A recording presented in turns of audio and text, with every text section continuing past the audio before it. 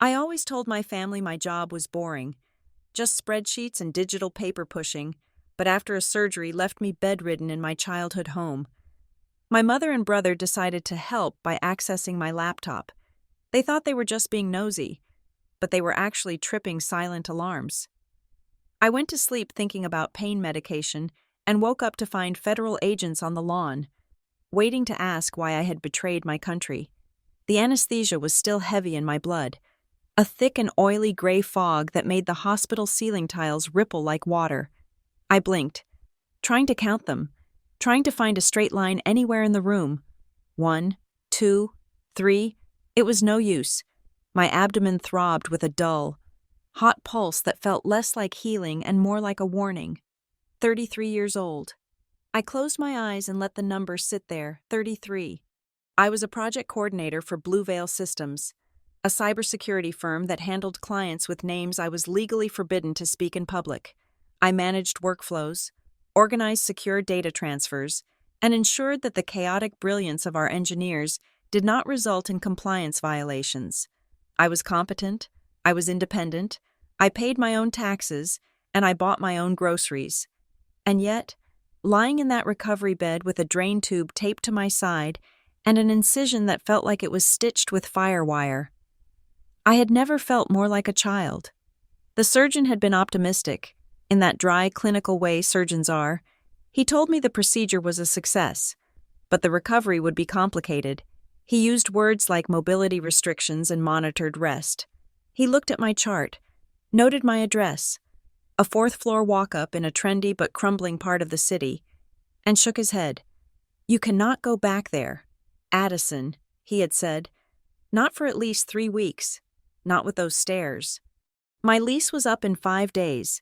I had been planning to move to a place with an elevator, a sleek new complex near the Blue Veil campus, but I had put off signing the papers until after the surgery. Now, looking at the calendar on my phone with blurry vision, I realized the timing was a disaster. I could not pack. I could not lift boxes. I could not drive. The door to my hospital room pushed open, and the scent of lavender laundry detergent and aggressive optimism drifted in before she even appeared. Marlene Baker, my mother. She was wearing a pastel cardigan that looked soft enough to sleep in and carrying a tote bag that I knew contained snacks I did not want and magazines I would not read. Her smile was tight, the kind of smile that tries to cover up panic but only highlights it. "Well, look at you," she said, her voice pitching up. "You look pale, Addie, but you are awake. That is the important thing." I tried to sit up and immediately regretted it. A sharp hiss of air escaped my teeth. "Don't move," Marlene said, rushing to the bedside to adjust a blanket that was already straight. "The doctor spoke to me. He said you are dischargeable tomorrow, but we need to talk about the logistics." "I know," I rasped. My throat felt like sandpaper. "I can get a medical hotel. The insurance might cover a few nights." Marlene made a noise that sounded like a scoff and a laugh tangled together. "A hotel? Don't be ridiculous. You are coming home. Home." The word hung in the sterile air. Home was not my apartment with the dying succulents and the stack of unread novels. Home was the sprawling 2-story house in a quiet subdivision outside Larkspur Harbor. It was the house where I had learned to walk, where I had learned to hide my diary, and where I had learned that privacy was a privilege, not a right. I cannot impose. "Mom," I said, playing the polite daughter card, "it is too much work for you." "Nonsense," she said, smoothing my hair back with a hand that felt cool and dry. "Your brother is there. Kendra is there. We have the space. Your room is exactly how you left it. Plus, Tyler just upgraded the internet. He said it is faster than the Pentagon now." She laughed at her own joke. I did not. The mention of Tyler, my younger brother, brought a different kind of exhaustion. Tyler was 29 going on 19. A man who drifted between get-rich-quick schemes and half-finished degrees, always fueled by a terrifying amount of unearned confidence. "I have work," I said weakly. "I have to work remotely while I recover. I deal with sensitive files." Marlene waved her hand as if swatting away a fly. "You can work from the kitchen table. It has the best light. And we will take care of you. You won't have to lift a finger. Just rest and let your family do what family does." I wanted to say no. Every instinct in my body, sharpened by 10 years in an industry that treated trust as a vulnerability, screamed at me to say no. But then the pain medication cycled through my system again, dragging me back down into the gray fog. I thought about the stairs at my apartment. I thought about the empty refrigerator. I thought about the bills that were already piling up on my counter. Demanding attention, I did not have the energy to give. "Okay," I whispered, closing my eyes. "Just for a few weeks." Marlene patted my hand. "Of course," she said, "just until you are back on your feet." I slept then, dreamless and heavy. I did not know it yet, but I had just authorized the biggest security breach of my life. The drive to Larkspur Harbor 2 days later was a blur of highway medians and Marlene's chatter. She talked about the neighbors, about the price of organic milk, about how Tyler and his wife, Kendra, were thinking of starting a small business, though she was vague on the details. When we pulled into the driveway, the house looked exactly the same as it had for 20 years. Beige siding, manicured lawn, a porch that screamed suburban stability. It was a fortress of normalcy. Tyler came out to help me into the house. He looked healthier than the last time I had seen him. His face filled out, wearing a polo shirt that looked brand new. "Careful now, Your Highness," he joked, gripping my arm with surprising strength to steady me as I hobbled up the front steps. We prepared the royal suite. Kendra was waiting in the doorway, holding a glass of iced tea. She was beautiful in a sharp, angular way, with eyes that always seemed to be assessing the value of everything in the room. "We are so glad you are here, Addison," she said, her voice smooth. "Marlene has been frantic worrying about you. It will be good to have the house full again." They settled me into my old bedroom. It was a time capsule of my teenage years. Lavender walls, a corkboard with faded concert tickets, a bookshelf stuffed with paperbacks, but the bed had fresh linens, crisp and white. I slept for 14 hours. When I woke up, it was the morning of day 2. The sun was streaming through the sheer curtains, turning the room a hazy gold. The pain in my side was a dull ache, manageable as long as I didn't twist. I needed water. I needed coffee. And, unfortunately, I needed to check my email. Blue Veil had granted me medical leave, but in my role, total silence was dangerous. If I disappeared completely, projects stalled. If projects stalled, clients got nervous. And if clients got nervous, people like me got replaced. I grabbed my phone, intending to do a quick triage of my inbox, but the screen was too small for the spreadsheets attached to the unread messages. I needed my laptop. I had left it in my bag, zipped up and password protected, sitting on the chair in the corner of the bedroom, or so I thought. I slowly maneuvered myself out of bed, clutching my side, and shuffled down the hallway to the kitchen. The house was quiet.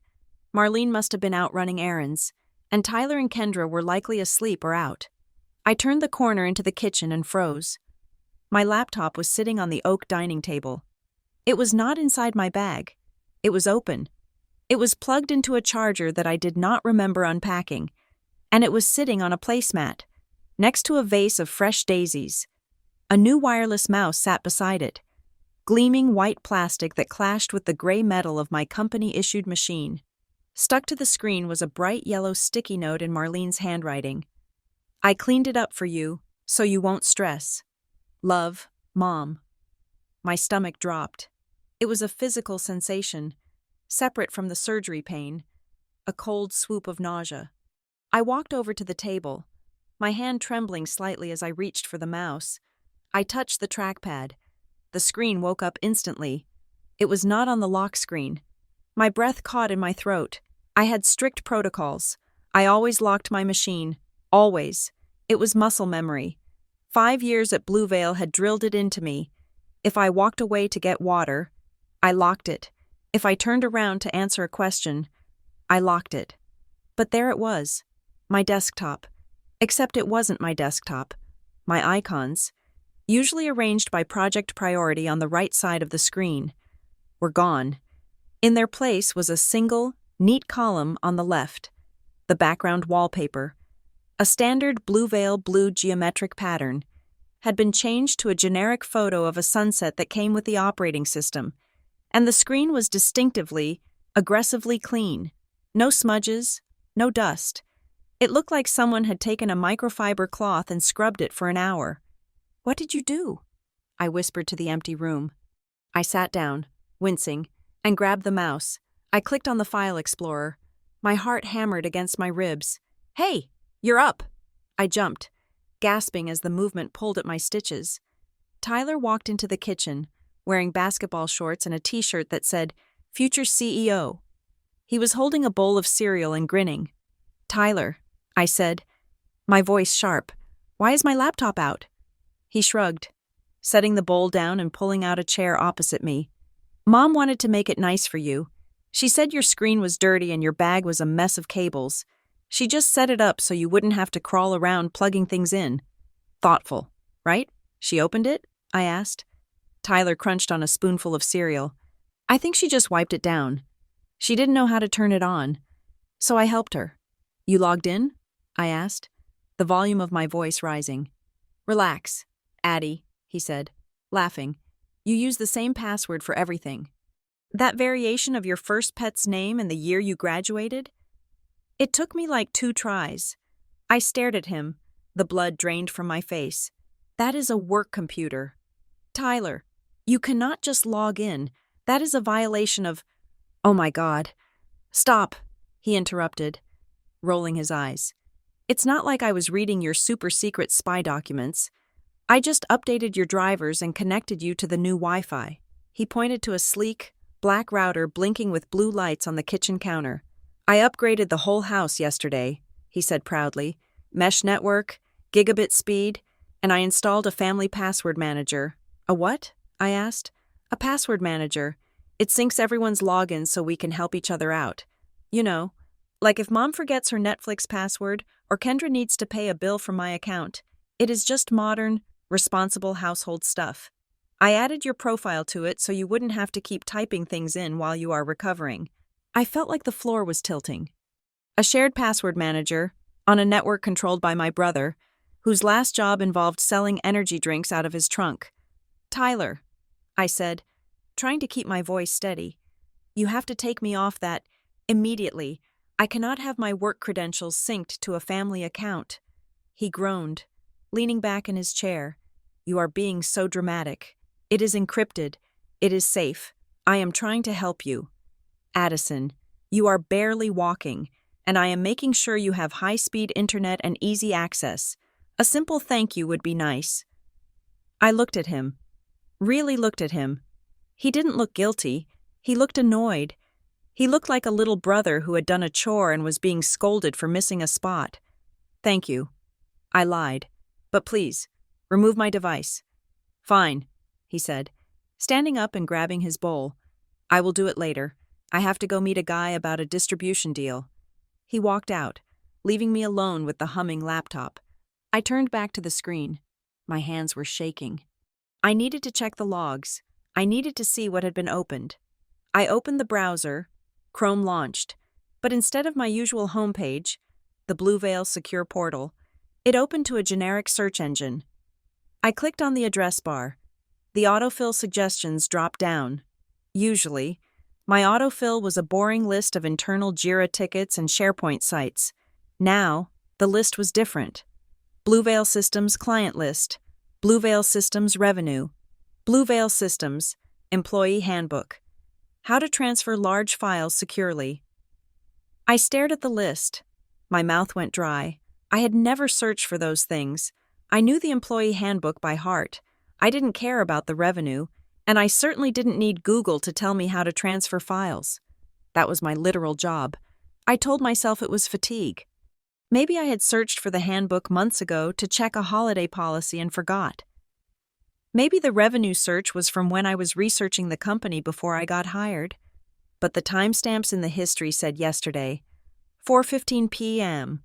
I was asleep at 4:15 yesterday. I closed the browser, my heart beating a frantic rhythm.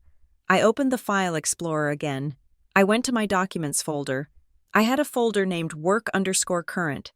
It was where I kept my local copies of non-sensitive drafts before uploading them to the secure drive. The folder was gone. I scanned the list. There, at the bottom, was a folder I did not recognize. Addison Admin. I hovered the mouse over it. Inside, I saw my work files. They had been moved. Someone had created a new folder, named it something that sounded authoritative, and dragged my entire work life into it. Why? Why would Marlene do that? She wouldn't. She didn't know how to create folders. Tyler. It had to be Tyler. But why rename it? Maybe he thought he was organizing me. Maybe he thought work_current was too vague. I rubbed my temples. The pain medication was starting to wear off. And the sharp edge of the incision was coming back. I was paranoid. That was it. I was in pain. I was anxious about the move, and I was projecting my security obsession onto my family who were just trying to be nice, clumsy, invasive, and annoying. But nice. I spent the next hour moving the files back, clearing the browser history, and changing my laptop password. I set it to a 20-character string of nonsense that no one could guess. I disabled the Wi-Fi connection and tethered the laptop to my phone's hotspot instead. It felt like overkill. It felt safer. Dinner that night was a production. Marlene made a pot roast that smelled like childhood Sundays. Kendra set the table with the good china. Tyler poured wine for everyone, and ginger ale for me. So, Kendra said, slicing into her beef. Tyler tells me you were freaking out about the computer today. I paused, my fork halfway to my mouth. I wasn't freaking out. I said, I just have strict rules about my equipment. It is a liability issue.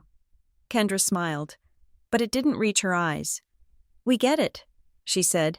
You're important. But you know, Tyler knows a lot about tech. He was just saying that your system seemed pretty basic for a cybersecurity company. It is a standard build. I said defensively, the security is in the network architecture, not the desktop wallpaper. Tyler laughed. See? I told you, babe. It's all smoke and mirrors. They bill clients millions for stuff you could do with a good VPN and some common sense. I looked at Tyler. What do you know about what we bill clients? He froze for a fraction of a second, then took a long sip of wine. I read it online. He said, Public records. Blue Veil is a big company. Blue Veil is private. I said, we don't publish our billing rates. There was a silence at the table, a heavy, thick silence that felt out of place next to the pot roast. Marlene clapped her hands together. Oh, stop talking about work. Addison is here to heal, not to argue about computers. Tyler, tell your sister about the new landscaping project you are planning for the backyard. The conversation pivoted, awkwardly but firmly. Tyler launched into a monologue about retaining walls and fire pits. Kendra nodded along, but I saw her eyes darting to me, watching me chew, watching me think. Later, after the dishes were cleared, I sat in the living room while the others were in the kitchen cleaning up. The TV was on, muttering some low-volume news, but I wasn't watching. I could hear them. The kitchen pass-through window was open, and their voices carried. It's not even classified. Tyler was whispering. I checked the headers. It says confidential. But that's just corporate speak. Shh, Kendra hissed. She has ears. You idiot. She doesn't know what she has, Tyler said, his voice dropping lower but still audible. The client stuff is sitting right there. If we just... Tyler, Kendra snapped. Relax. We're talking about your job. Stick to the script. My heart hammered. We're talking about Tyler's job. That is what Kendra had said to me earlier. But Tyler didn't have a job that involved classified headers or client stuff. Tyler sold things. Tyler fixed things. Tyler did not have clearance. I stood up, wincing as the movement pulled my stitches. I walked to the kitchen doorway. They both spun around. Tyler looked guilty. Kendra looked annoyed. What are you talking about? I asked. Kendra smiled. That same sharp, assessing smile. Tyler's new gig, she said smoothly. He is doing some freelance data entry, boring stuff. We were just saying how seriously they take themselves, labeling everything confidential. I looked at Tyler. He nodded. Too quickly. Yeah, it's for a medical supply company. HIPAA stuff. You know how it is. I didn't believe them, not for a second. But the fog was coming back. The pain was rising. A tide of hot needles in my side. I needed my next dose. I couldn't fight them right now. I couldn't articulate why their story had holes in it. Okay, I said. I'm going to bed. Rest well. Marlene called from the sink. I went to my room and took my pill. I lay in the dark, waiting for the chemicals to pull me under. But my mind wouldn't stop spinning. I reached for the notebook on my nightstand. I had started a recovery journal, mostly to track my medication times. But now I felt a desperate need to write down what I had heard. I needed to anchor myself. If I didn't write it down, by morning I would convince myself I had hallucinated it. Tyler mentioned headers. Kendra said, "She doesn't know what she has." Laptop moved. Files renamed. I wrote it down. The ink looked dark and accusatory on the page. My phone buzzed on the mattress beside me. I picked it up. A notification from my email app. You have 12 unread messages. I frowned. I had checked my email 2 hours ago. I had 0 unread messages. I opened the app. The messages were there, but they weren't new. They were old emails. From 2 weeks ago. From a month ago. That had been marked as unread. Someone had gone into my archive and marked them. Or someone had opened them, read them, and then marked them as unread to hide the activity. But the sync had glitched. I scrolled through them. Subject: Project Chimera. Access Protocols. Subject: Invoice Approval. Site B. Subject: Personnel Review. Internal. They were random, boring, but they all contained attachments, spreadsheets, PDFs. I felt a shiver that had nothing to do with the air conditioning. My phone buzzed again. An incoming call. The caller ID said, Grant Solis, my manager. It was 8:30 at night. Grant never called at night. Grant barely called during the day. He preferred Slack. I stared at the screen for 3 rings before answering. Hello? My voice sounded small. Addison, Grant said. His voice was calm. Too calm. It lacked his usual frantic energy. Hi, Grant. Is everything okay? I wanted to reach out. He said, We had a flag on the system regarding your user profile. Nothing major. Just wanted to see if you were having trouble accessing shared resources. I sat up straight, ignoring the pain. No. I said, I haven't tried to access any shared resources. I'm on leave. Grant, I just checked my email. Right, he said. Of course.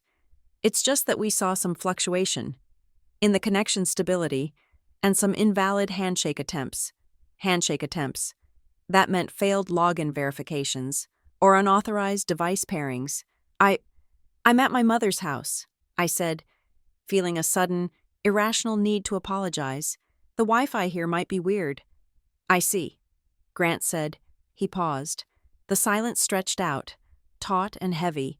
Addison, are you the only one with physical access to your machine? The question was standard. It was part of the script. But the way he asked it, slowly, clearly, felt like a test. Yes, I said. I lied. I didn't know why I lied. Maybe because telling him my brother had installed a family password manager sounded like immediate grounds for termination. Yes, it's just me. Okay, Grant said. His tone shifted into careful neutrality. Well, if you see anything odd, let us know. Rest up. He hung up. He didn't say, get well soon. He didn't say, see you in a few weeks. He just said, rest up, like it was an order. I put the phone down. My hands were trembling violently now. I needed to throw up. I swung my legs out of bed and stumbled toward the bathroom connected to my room. I didn't turn on the light. The hallway light spilling in was enough. I leaned over the sink, splashing cold water on my face. Fluctuation. Invalid handshake attempts. They were trying to get in. Someone was trying to get in, and they were doing it from inside the house. I dried my face with a towel and turned to throw a tissue in the small wicker wastebasket beside the toilet. Something white caught my eye in the trash. It was a crumpled sheet of printer paper. I shouldn't have touched it. I should have gone back to bed, but I reached down and picked it up. I smoothed it out on the counter. It was a printout, a simple Word document. At the top, in bold, it said, Addison. Below that was a list. Addison B., 1993. Addison Baker, 93. Blue Veil. Addie Misty, 1993. Misty 2010. Misty_ Blue Veil. I stared at the paper. Misty was the name of my childhood cat. 2010 was the year I graduated high school. It was a brute force list. Someone had sat down, brainstormed variations of my likely passwords, typed them out, and printed them. Some of them were crossed out with a pen. Misty 1993 had a checkmark next to it. That was my old password. The one I had used for my personal Gmail until 6 months ago. I felt a cold embarrassment wash over me, followed instantly by a wave of anger so hot it made my vision blur. They weren't just being nosy. They weren't just cleaning up. They were hunting. I looked at the checkmark again. It was drawn in red ink. I recognized the handwriting, the sharp angles, the aggressive slant. It wasn't Marlene's handwriting. It was Tyler's. I stood there in the dark bathroom, holding the piece of paper that proved my family was hacking me, and realized with a nauseating certainty that the help was a lie. The upgraded router was a lie. I wasn't a patient here. I was a target. I sat on the edge of the bathtub for a long time, the crumpled list of my passwords resting on my knee like a court summons. The house was silent, wrapped in the heavy, suffocating quiet of the suburbs, but the air felt charged, as if the Wi-Fi signals humming through the walls were carrying secrets I was never meant to hear. I eventually stood up, my incision pulling tight with every movement, and limped back to bed. I did not sleep. Instead, I huddled under the quilt with my phone. The screen brightness turned down to the lowest setting and began the tedious, frantic work of digital fortification. I changed my Blue Veil portal password first, then my email, then my banking. I enabled two-factor authentication on everything that offered it, linking the codes to an authenticator app on my phone rather than SMS, knowing that texts could be intercepted if someone had access to the carrier account.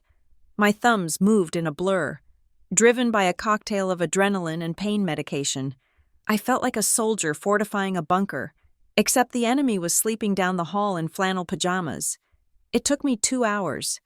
By the time I set the phone down, my eyes burned and my battery was in the red.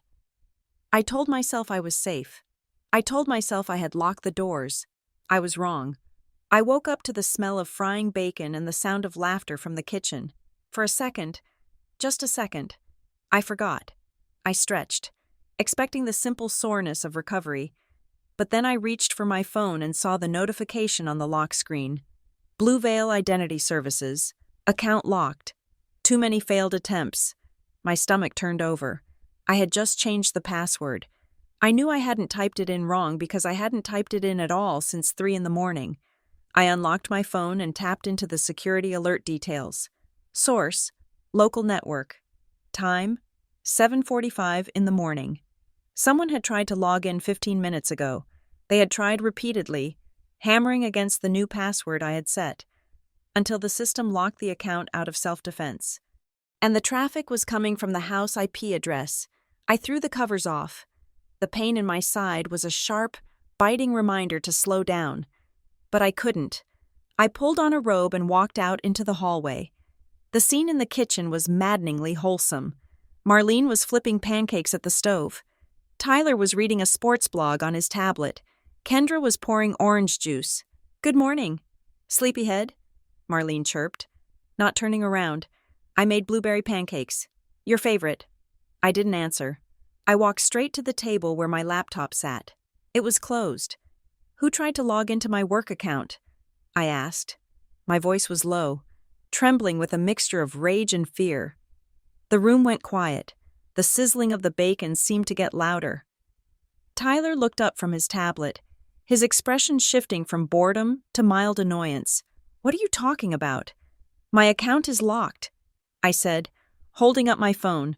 "Someone tried to brute force my login 15 minutes ago." While I was asleep, Tyler rolled his eyes. Nobody touched your computer. Addison, you probably just typed it in wrong on your phone and forgot. I didn't touch it. I snapped. The attempts came from the network. Marlene turned around, wiping her hands on her apron. She looked hurt. Addison, honey, why are you starting a fight before breakfast? We are just trying to have a nice morning. I am not starting a fight, I said, leaning against the counter to take the weight off my stitches. I am telling you that someone in this house is trying to access my employer's data. Do you understand that could get me fired? Do you understand that is a federal crime? Marlene flinched at the word crime. Don't use that tone with me, she said, her voice wavering. I was just trying to help. My head snapped toward her. Help? How does hacking my computer help me? I wasn't hacking anything, Marlene cried. She walked over to a stack of mail sitting on the counter, my mail, which I had forwarded to the house, and picked up an envelope. I was just looking for the policy number for your insurance. I saw a letter that looked urgent, so I opened it. I thought maybe I could file the claim for you while you slept. A mother worries. Addison, I just wanted to take one thing off your plate. I stared at the envelope in her hand. It was torn open raggedly. It was a letter from Blue Veil's HR department regarding my leave benefits. You opened my mail? I asked. That is a felony. Mom. Marlene dropped the letter on the counter as if it were hot. I am your mother. Since when do we have secrets? Since when is my help a felony? You used to let me read your essays in school. You used to ask me to check your applications. That was 20 years ago, I shouted, and immediately regretted it as a tear of pain ripped through my abdomen. I grabbed the counter, breathing hard. Kendra stepped in then, her voice soothing and sickeningly reasonable. Okay. Let's all calm down. Addison is in pain. Marlene, she is just stressed. Addison, look, nobody is trying to hurt you. Marlene just doesn't understand the boundaries with the work stuff. I looked at Tyler. He was being too quiet. And you? I asked. Did you try to log in this morning? Tyler shrugged, refusing to meet my eyes. I just wanted to run a Windows update, he muttered. I saw the light blinking. I figured I would get it done before you woke up so you wouldn't have to wait. How? I demanded. How did you think you could log in? He looked at me then, a flash of defensive arrogance in his eyes. I guessed. Okay? It's not like you are an enigma. Addison, you use the same 3 words for everything. I tried a few combinations. I didn't know it would lock you out. I was doing you a favor. You are lying. I said, I changed the password last night. You couldn't have guessed it. Tyler's face darkened. Well, maybe your precious security isn't as good as you think it is. Maybe you messed it up. Don't blame me because you can't manage your own IT. I grabbed my laptop and the stack of mail. I am calling work. I said, do not talk to me. I retreated to the living room, collapsing onto the sofa. My hands were shaking so hard I could barely dial the number for the internal support line. Please, I whispered to myself, please just be a glitch. The automated system greeted me, and I punched in my employee ID. Usually, I would be routed to the general help desk, a friendly Tier 1 technician who would reset my token and tell me to have a nice day. But after I entered my ID, the line clicked. The hold music changed. It wasn't the standard elevator jazz. It was silence, punctuated by a periodic beep. Hello? A voice said. It wasn't a technician. The voice was deep, clear, and devoid of the usual customer service lilt. This is Addison Baker, I said. I'm calling to unlock my account, Ms. Baker, the voice said. Please hold for corporate security operations. My heart stopped. Wait, why? I asked. I just need a password reset. Connecting you now, the voice said. A moment later, a new man picked up. Ms. Baker, this is Investigator Miller. Corporate security. I see you are calling from an unrecognized device. Can you verify your mother's maiden name? I gave it to him. My mouth tasted like copper. Thank you, Miller said. His tone was not unfriendly, but it was precise. It was the voice of a man who recorded conversations for evidence.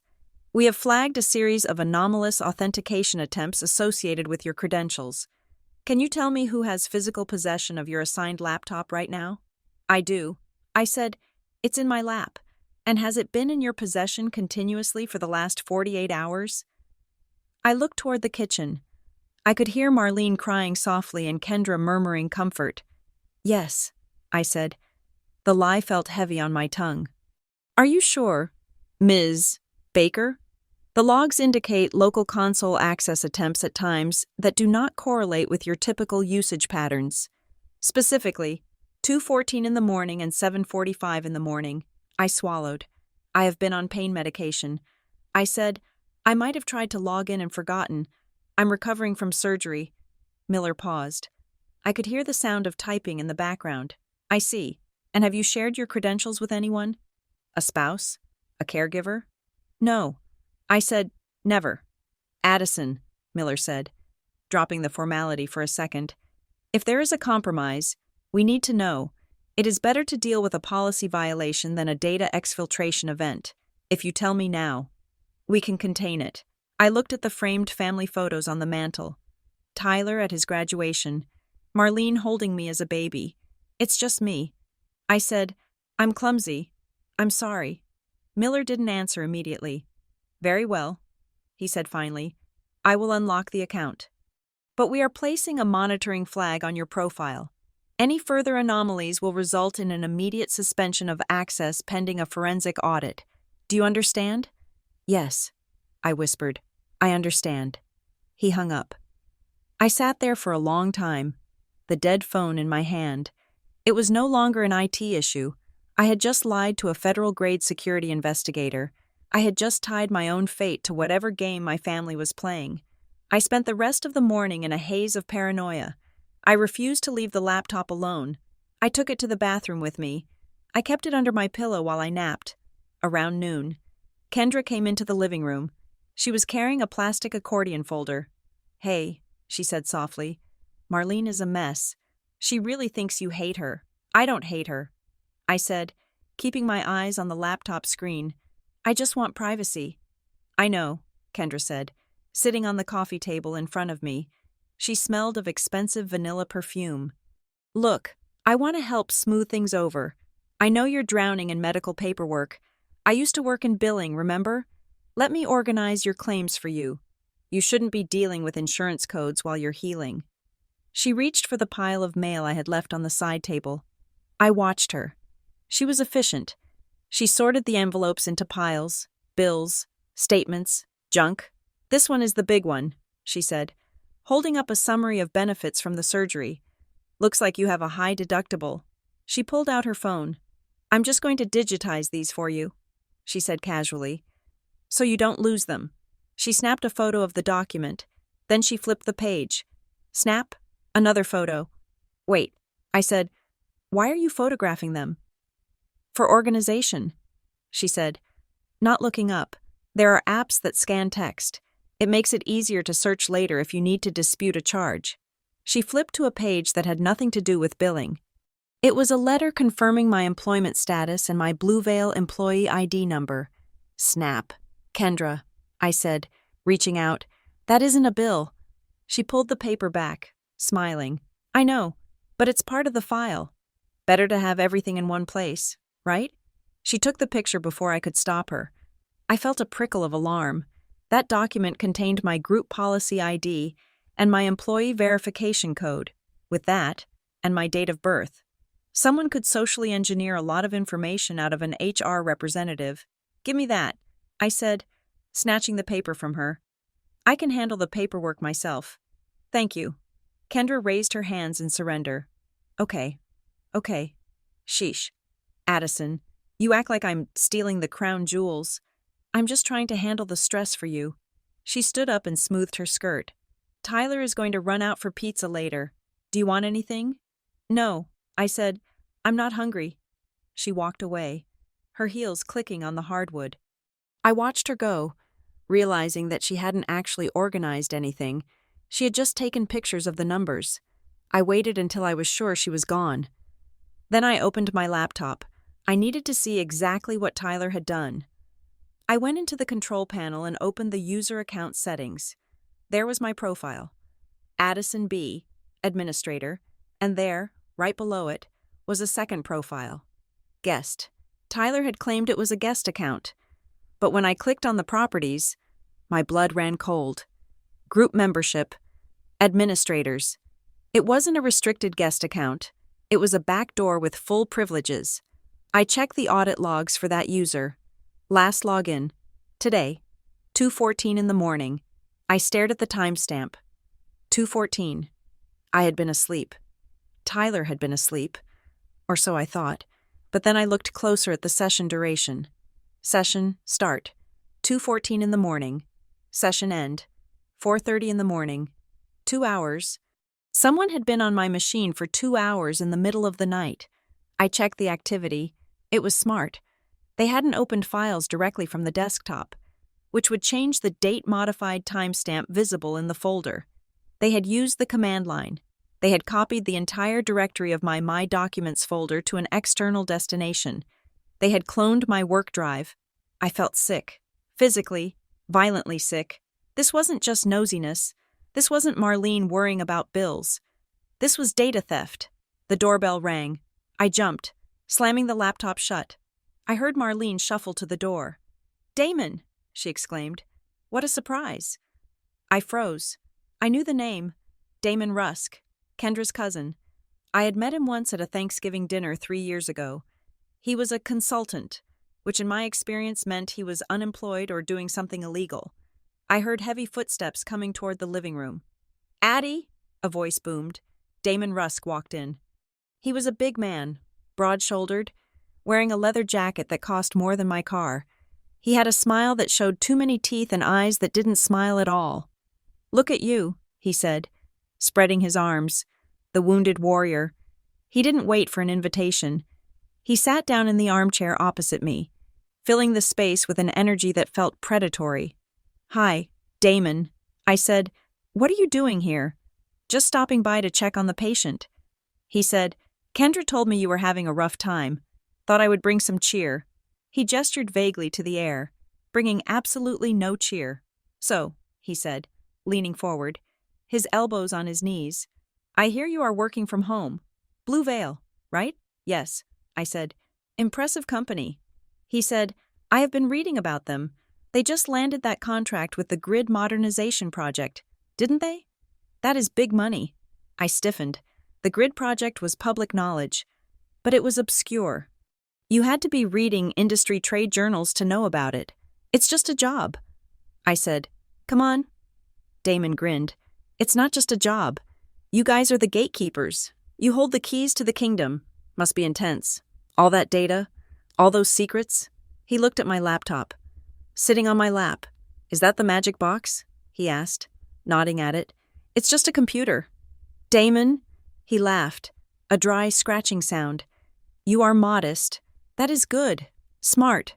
But tell me, is it really as secure as they say? Or is it like everything else? One cracked password away from being wide open." He was looking at me, but he wasn't seeing me. He was sizing me up. He was looking for cracks. "It is secure," I said coldly. He held my gaze for a second too long, then winked. "Good to know. Good to know." He stood up abruptly. "Well, I just wanted to say hi. I'm going to go find Tyler. He owes me a conversation." He walked out toward the garage. I sat there, my heart hammering against my ribs. Damon Rusk didn't come to visit sick relatives. He came to collect, and the way he had looked at my laptop, he looked at it like it was a pile of cash left on the table. I needed to know. I needed to be 100% sure. I opened the laptop again. My hands were steady now, steadied by a cold. Sharp anger. I created a new Word document. I typed a few paragraphs of nonsense, lorem ipsum text, mixed with random financial buzzwords like payroll, disbursement, and swift transfer. I saved the file as payroll updates, confidential. Q 12026.docx. I placed it in a folder on my desktop labeled urgent. Then I opened the system event viewer and set up a custom trigger if that specific file was accessed. The system would log the exact time and the user account responsible. I left the laptop on the coffee table, I didn't lock it. I disabled the sleep timer. I stood up and walked loudly toward the bathroom. "I'm going to take a shower," I yelled toward the kitchen. I went into the bathroom, turned on the shower, and sat on the closed toilet lid. I waited. 10 minutes, 15 minutes. I could hear the water running. It sounded like a roar in the small room. 20 minutes. I turned the water off. I wrapped a towel around my head, even though my hair was dry. I walked back out into the living room. The house was empty. Marlene was in the garden. Tyler and Damon were in the garage. I could hear the hum of a power drill. My laptop was exactly where I had left it. I sat down and woke the screen. I opened the log. Event ID 4663. An attempt was made to access an object. Object name: C:\users \Addison B\desktop urgent payroll updates confidential Q12026.docx. Access time 1:14 in the afternoon. User guest. It had been opened 12 minutes ago.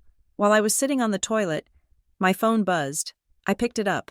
A text message from an unknown number. Urgent. You are eligible for instant debt relief. Settlement approved for $10,000. Click here to claim your funds before they expire. The link was a shortened URL. I stared at it. The timing was too perfect. The decoy document contained fake financial data. Someone had opened it, scanned it for keywords, and their automated system had immediately flagged my phone number, which was also in the document header, as a lead for a scam. They weren't just reading the files. They were scraping them. They were feeding my data into some kind of brokerage system. I felt a scream building in my chest. It was a primal, terrified sound that I had to swallow down. I stood up, clutching the laptop like a shield, and walked to the back door. Marlene was deadheading petunias, humming to herself. "Marlene!" I screamed. She jumped, dropping her shears. She turned around, her face pale. "Addison? What is it? Are you okay?" I walked down the steps, ignoring the pain. I shoved the phone in her face.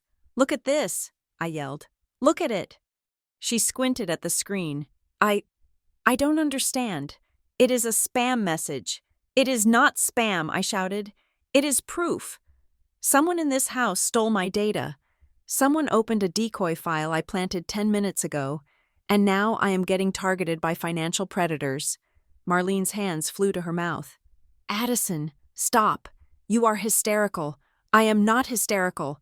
I am being sold. My own family is selling me out."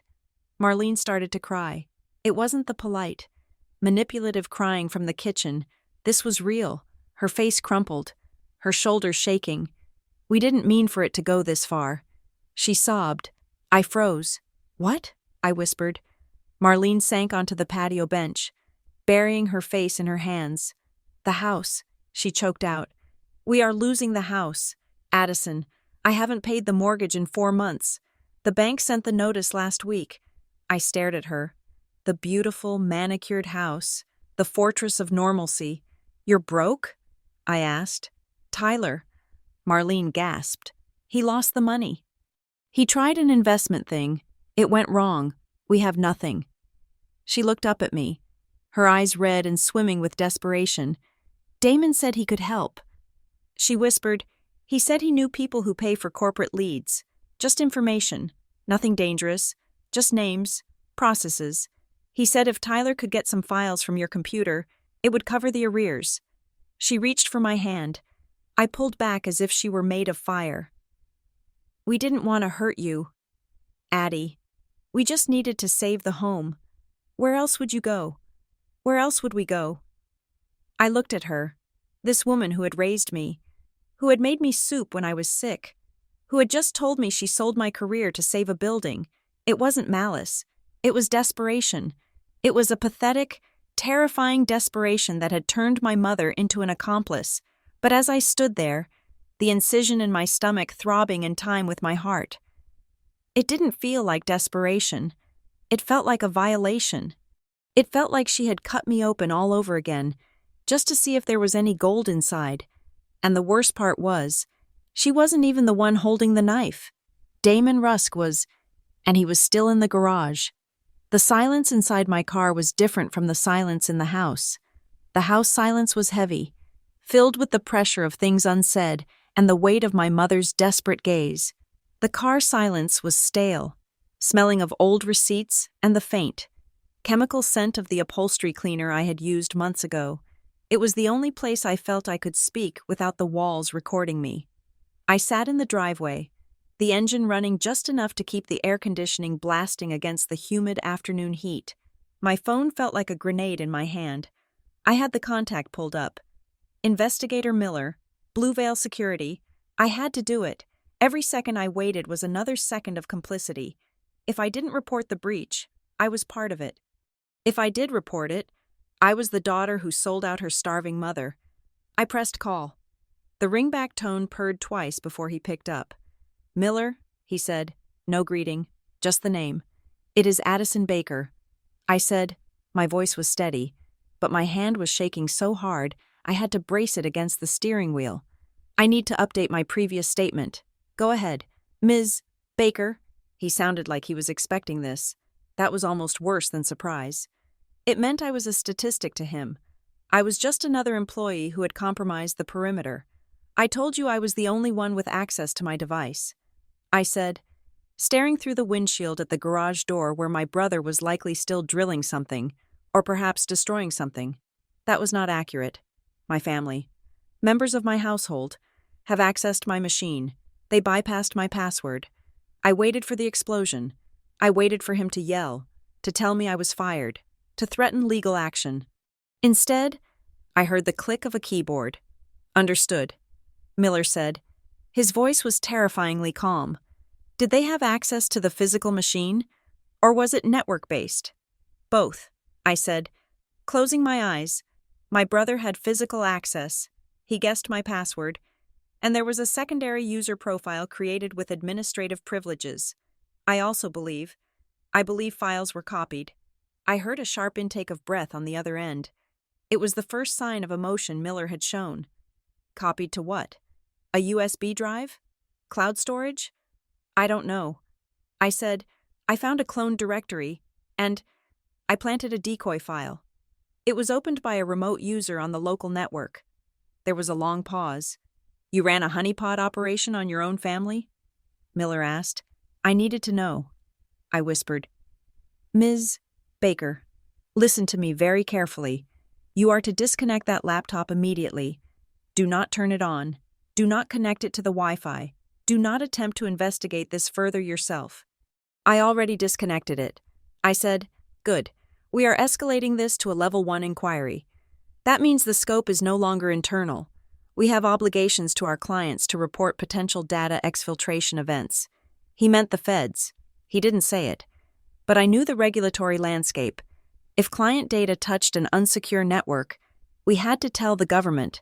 Am I fired? I asked. The question came out small and pathetic. That is a determination for human resources, Miller said, and the bureaucratic deflection hurt more than a no. My concern is the data. Ms. Baker, I need you to leave that environment if possible. That network is compromised. Everything you do on it is visible. I can't leave. I said, I have nowhere to go. I can't drive long distances yet. Then do not conduct any business, personal or professional, on that network. Use cellular data only. And Ms. Baker, yes? If your family asks what you are doing, you tell them nothing. If they realize we are looking, they might destroy evidence. And if they destroy evidence, they turn a civil liability into a criminal obstruction charge. Do not warn them. He hung up. I sat there for 5 minutes, watching a squirrel run across the manicured lawn. It stopped, twitched its tail, and looked at me. It looked terrified. I knew exactly how it felt. I couldn't go back inside, not yet. The thought of seeing Marlene's tear-streaked face or Tyler's defensive sneer made my stomach clamp down. I put the car in reverse. I needed neutral ground. I drove to the nearest coffee shop, a place called The Grind on the edge of town. It was one of those industrial chic places with exposed brick and uncomfortable metal chairs, usually populated by students and freelancers. Today, It was mostly empty. I bought a black coffee I wasn't allowed to drink, and a bottle of water I found a table in the back corner, away from the windows, and set up a temporary command post. I didn't bring the laptop. I had locked it in the trunk of my car, buried under a pile of reusable grocery bags and a tire iron. I used my phone. I needed to document everything. I opened a fresh note, not synced to the cloud, just local storage. Point 1. Marlene admitted financial motive. Mortgage arrears. Point 2. Tyler acted as the hands. He physically breached the laptop. Point 3. Damon Rusk is the architect. He provided the tools or the incentive. I stared at the name, Damon Rusk. I remembered him as a loudmouth at family barbecues. The guy who always had a new watch and a vague story about how he got it. He was a hustler. But this required technical sophistication, remote access tools, scripting. Someone was guiding him, or he was much smarter than he looked. I looked up. Through the front window of the coffee shop, I could see the parking lot. A gray sedan was parked 3 spots down from my car.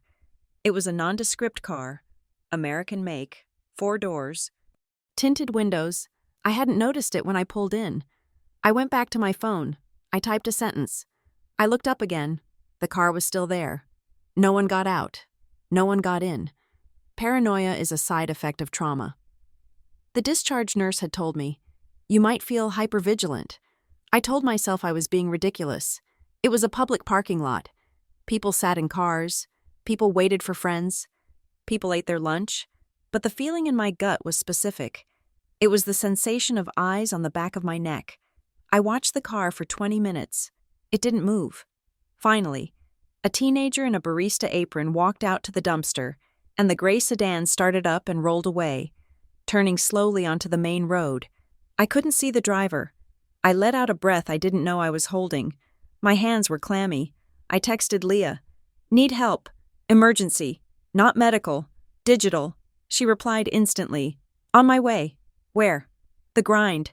Bring a clean device if you have one." Leah Morin was the only person in my life who understood that boundaries were an act of love, not war. She was a database administrator for a hospital network. She lived in code and logic, and she had never liked my family. She arrived 10 minutes later, looking like a storm cloud in a leather jacket. She slammed her bag onto the table and sat down, her eyes scanning the room before landing on me. "You look like hell," she said. "Thank you." I said, "I feel like I have been gutted." She reached across the table and squeezed my hand. Her grip was firm, grounding. "Tell me." I told her everything. The laptop, the password list in the trash, the decoy file, Marlene's confession about the mortgage. When I finished, Leah didn't look shocked. She looked resigned. "I knew they were leeches," she said, her voice low and hard. "I just didn't know they were cannibals."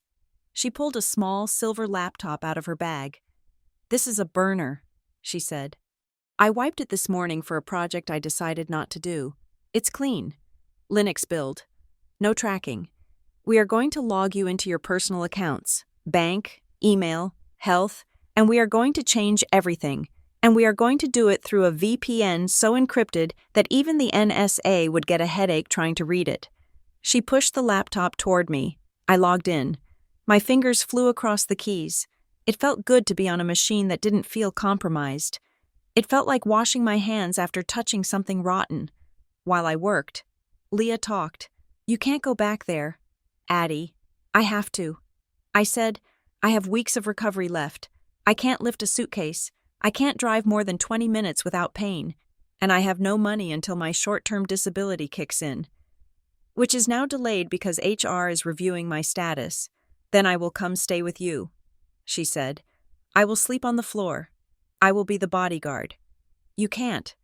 I said, "If you are there, they will be on their best behavior. They will stop, and I need them. I need them to make a mistake." Leah looked at me sharply. "You are investigating them," she said. "I am protecting myself." I corrected. "Miller said if I don't cooperate, I am liable. I need proof that I wasn't the one who sold the data. I need to prove coercion." Leah shook her head. her expression a mix of pity and frustration. "You are always doing this. You treat them like a puzzle to be solved. They are not a puzzle. Addie, they are a hazard. You are trying to earn peace by managing their chaos. It won't work this time. This isn't borrowing $50 and forgetting to pay it back. This is federal." "I know," I said. I typed in a new password for my retirement account. "I know. I spent an hour securing my digital life. When I checked my bank account, I froze." "What?" Leah asked. Seeing my face, I turned the screen to her. In the transaction history, pending for today, was a deposit, $0. 18. And then, a withdrawal, minus 0.18. "It is a verification ping," Leah said, her voice turning clinical. "Someone is linking your account to an external wallet." I clicked on the transaction details. The merchant name was opaque. PYLNK-GLBL-VERIFY. I grabbed my phone and dialed the bank's fraud line. I didn't have to wait on hold. My voice authentication verified me instantly. "I need to stop a linkage." I told the representative I did not authorize a connection to PayLink Global. "We can block it," the representative said cheerfully. "But ma'am, the request came from a device that had previously logged into your account, a mobile device, my old phone." I realized, the one I gave to Tyler 2 years ago when I upgraded.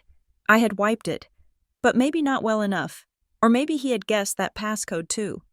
"Freeze the account," I said. "Freeze everything. No money in, no money out." I hung up. "They are trying to drain me," I said to Leah. "My mother is crying about the mortgage, and my brother is trying to empty my checking account." Leah slammed the laptop shut. "That is it. You are coming to my place. I don't care about the stairs. I will carry you." "I can't," I said. "If I leave now, they will know I know. They will panic.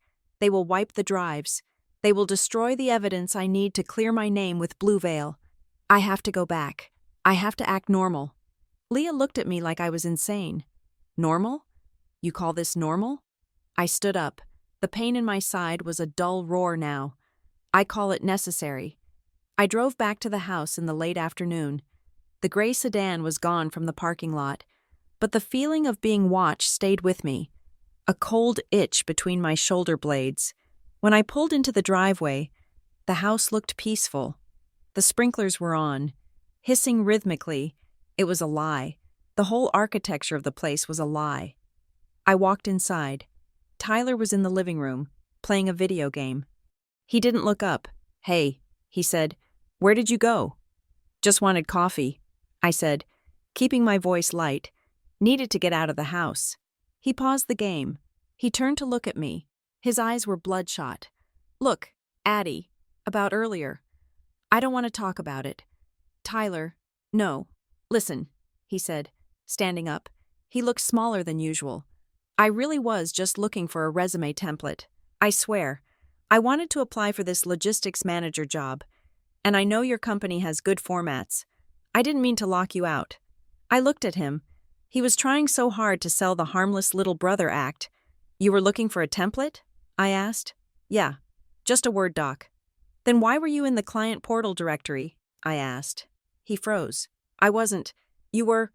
I said, "I saw the logs." "Tyler, you tried to access the folder labeled grid_modernization_client_B. That is not where resume templates are. That is where infrastructure maps are." He opened his mouth, then closed it. He blinked rapidly. "I just clicked on random folders." He stammered.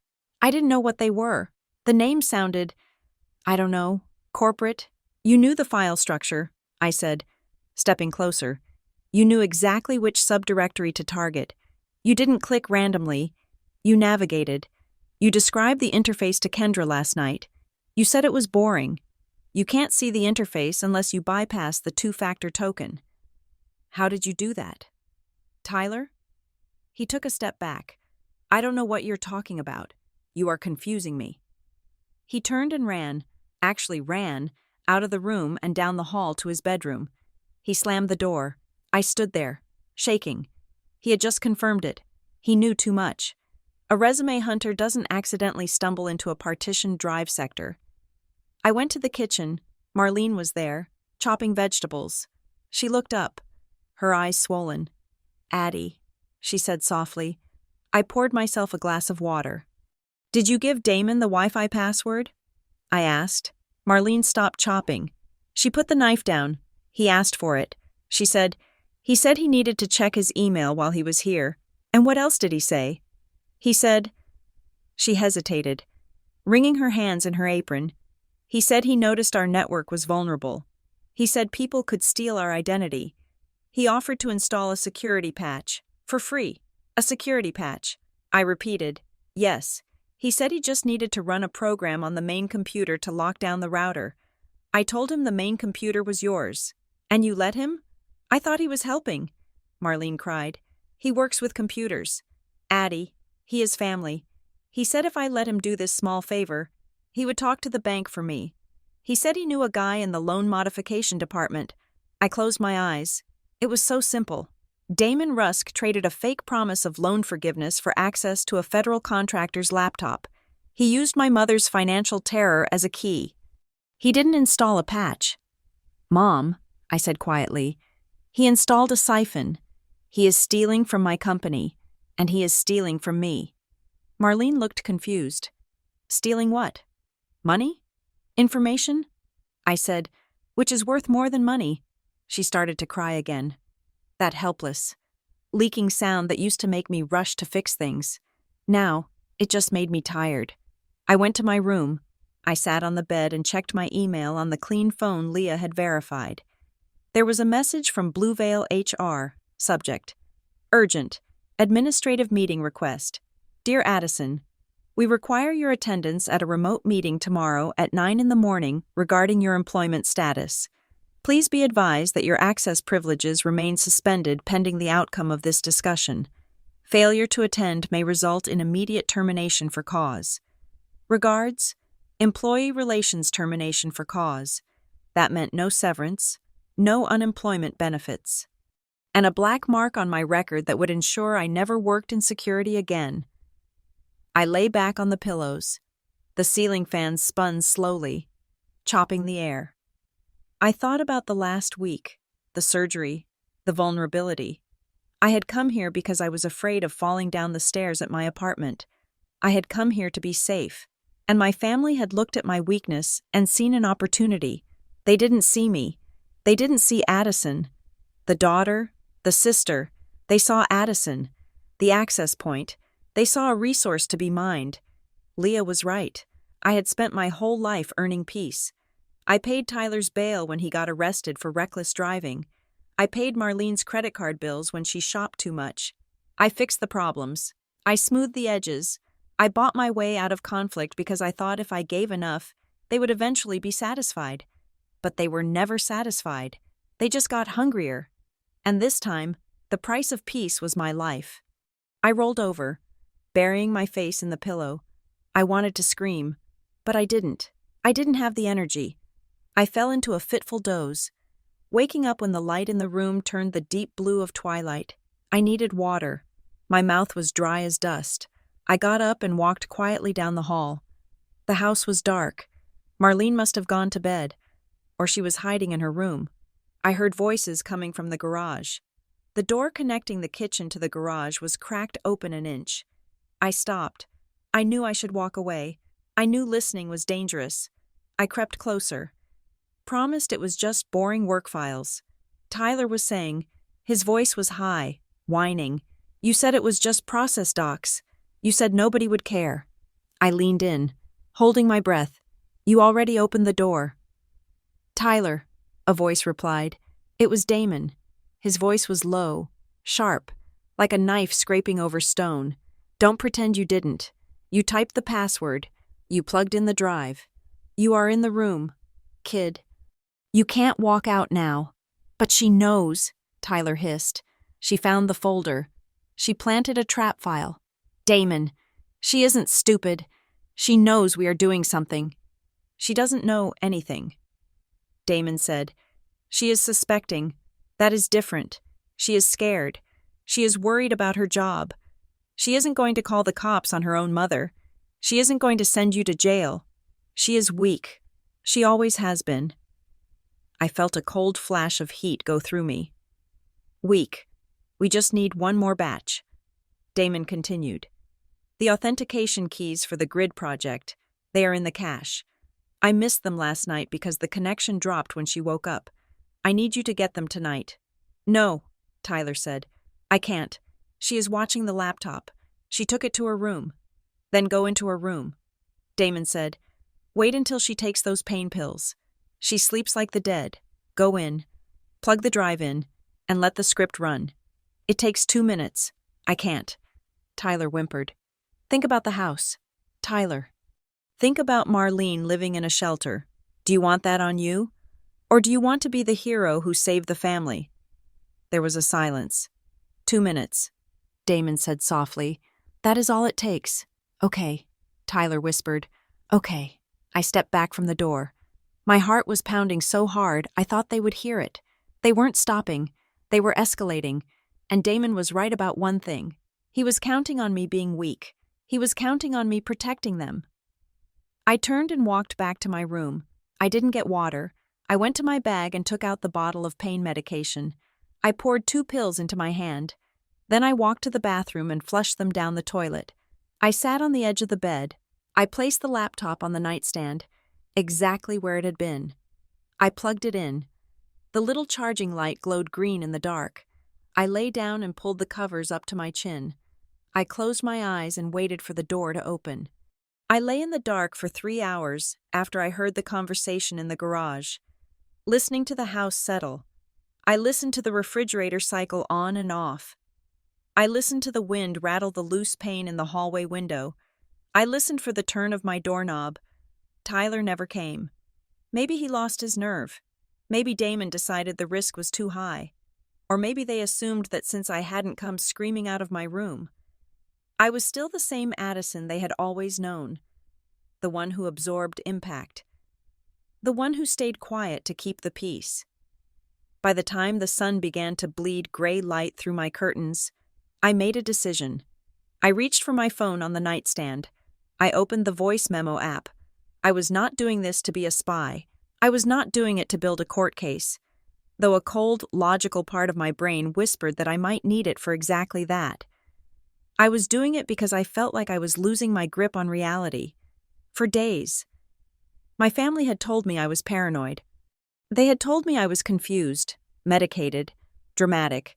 They had looked me in the eye and rewritten history while it was still happening. I needed an anchor. I needed to know that when they lied to me later, I could play back the truth and hear it in their own voices. I pressed the red record button and slipped the phone into the pocket of my robe. The fabric was thin. The microphone would catch everything. I got out of bed. My incision felt stiff, a tight band of fire across my stomach. But the pain felt distant, like it belonged to someone else. I walked out of the room and down the hall. Tyler was in the kitchen. He was sitting at the table, staring into a mug of black coffee. He looked wrecked. His skin was gray, and there were dark circles under his eyes that spoke of a sleepless night. He didn't look like a hacker. He looked like a little boy who had broken a window and was waiting for his father to come home. I didn't say good morning. I pulled out a chair and sat down opposite him. He flinched when I sat down. He looked at me, then looked away, his gaze darting to the toaster, the floor, the window. We need to talk. I said. My voice was calm. It scared me how calm it was. About what? He mumbled into his coffee. About the garage. I said, about Damon, about the drive you were supposed to plug into my laptop last night. Tyler's hand jerked, and coffee sloshed over the rim of his mug. Staining the oak table, he grabbed a napkin and started wiping it frantically, focusing on the spill so he wouldn't have to look at me. I don't know what you heard, he said, his voice tight. I heard everything. Tyler, I heard Damon tell you to wait until I took my pills. I heard him tell you to plug in the drive. I heard you agree to it. Tyler stopped wiping. He crumpled the napkin in his fist. He stayed silent for a long time. I didn't do it, he whispered finally. I didn't come in, I know. I said, why not? He looked up then. His eyes were wet. Because you are my sister. Addie. The words hung in the air, heavy and suffocating. He said them like they were a defense, like they absolved him of the intent. But you did it before. I said, you logged in 2 days ago. You copied the files. You let Damon install the tools. Was I your sister then? Tyler slammed the wet napkin onto the table. It wasn't supposed to be like this, he shouted. The sudden volume made me jump. But I didn't retreat. Damon said it was harmless. He swore to me. Addie. He said your company deals with millions of files. He said nobody would miss a few process documents. Process documents? I repeated. Do you even know what you stole? He shook his head. No, I don't read them. I just copy what the script tells me to copy. Damon said it was victimless. He said companies like Blue Veil have insurance for this kind of thing. He said it is just corporate espionage, that it happens every day, that it is just rich people stealing from other rich people. I felt a wave of nausea. This was the narrative Damon had fed him, a Robin Hood story where the victim wasn't a person, but a faceless entity with deep pockets. It is not victimless, I said, leaning forward. It is my career. Tyler, it is my reputation, and it is national security. Do you know what happens if that data gets out? It isn't just money. It is infrastructure. It is people's safety. Tyler rolled his eyes, a flash of his old defensive arrogance breaking through the guilt. Oh, come on, he scoffed. You always make it sound so dramatic. You are a project coordinator. Addie. You organize spreadsheets. You aren't James Bond. Damon said most of what you have is just bureaucratic fluff. Overpaid busy work. I stared at him. Is that what you think I do? I asked. Overpaid busy work? Well, look at this house. He gestured wildly. Look at Mom. She is drowning. Addie. She is 62 years old and she is going to lose everything. And you are sitting there with your 6-figure salary and your medical leave, worrying about some corporate policy while we are literally sinking. So you stole from me to save the house? I asked. Yes, he said, his voice cracking. Yes, Damon promised me $20,000. Do you know what $20,000 does for us right now? It stops the foreclosure. It pays off the credit cards. It buys us time. I did it for the family. He was crying now. Ugly. Gasping sobs. I never meant to hurt you. He choked out. I just wanted to fix it. I watched him cry. I wanted to reach out and comfort him. That was the old instinct, the sister instinct that had spent 30 years covering for his mistakes. But then I remembered the conversation in the garage. Tyler, I said softly. He looked up, wiping his nose with the back of his hand. You said you accessed my laptop because you knew my password. Yeah, he sniffed. But you also accessed it when I was right there in the house, when I was asleep. He nodded. Why? I asked. Why didn't you just ask me? If you were in such trouble, why didn't you ask me for the money? Why didn't you ask for help? He looked at me, and for a second, the mask of the victim slipped. His expression flattened into something cold and practically honest. Because you would have asked questions, he said.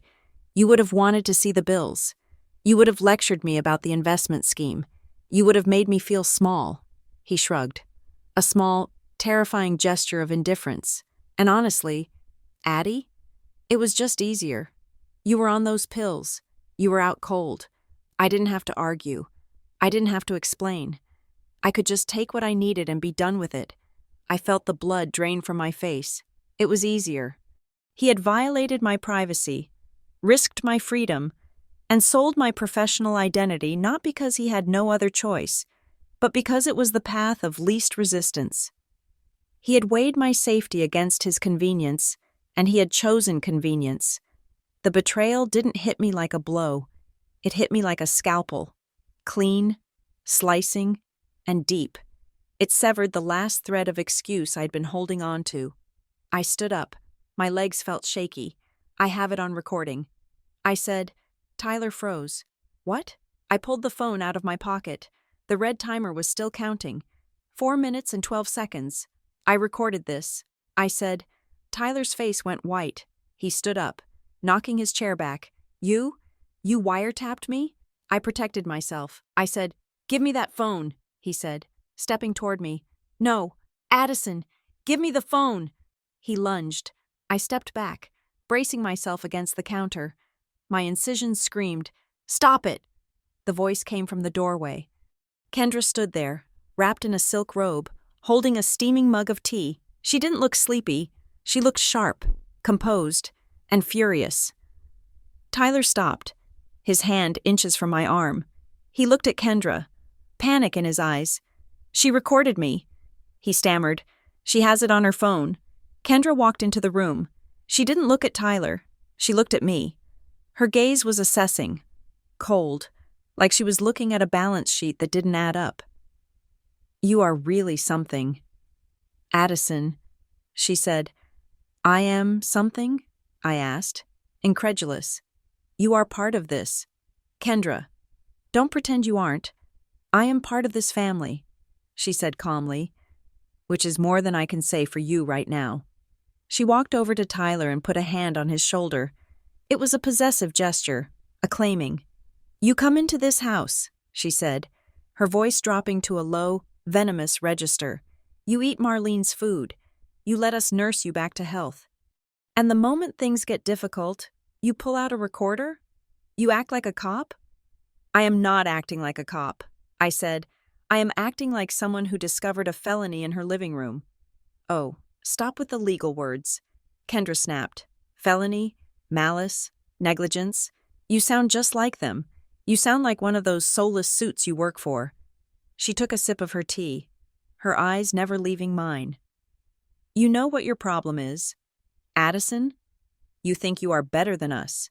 You think because you have a degree and a corporate badge that you are above the mess. But you aren't. You are right here in the mud with us. And instead of helping your brother pull himself out, you are trying to push him down so you can keep your shoes clean." She was reframing it, right in front of my eyes. She was twisting the reality until I was the villain. I was the selfish one. I was the traitor. "He stole from me. Kendra," I said, my voice shaking. "He stole from my company.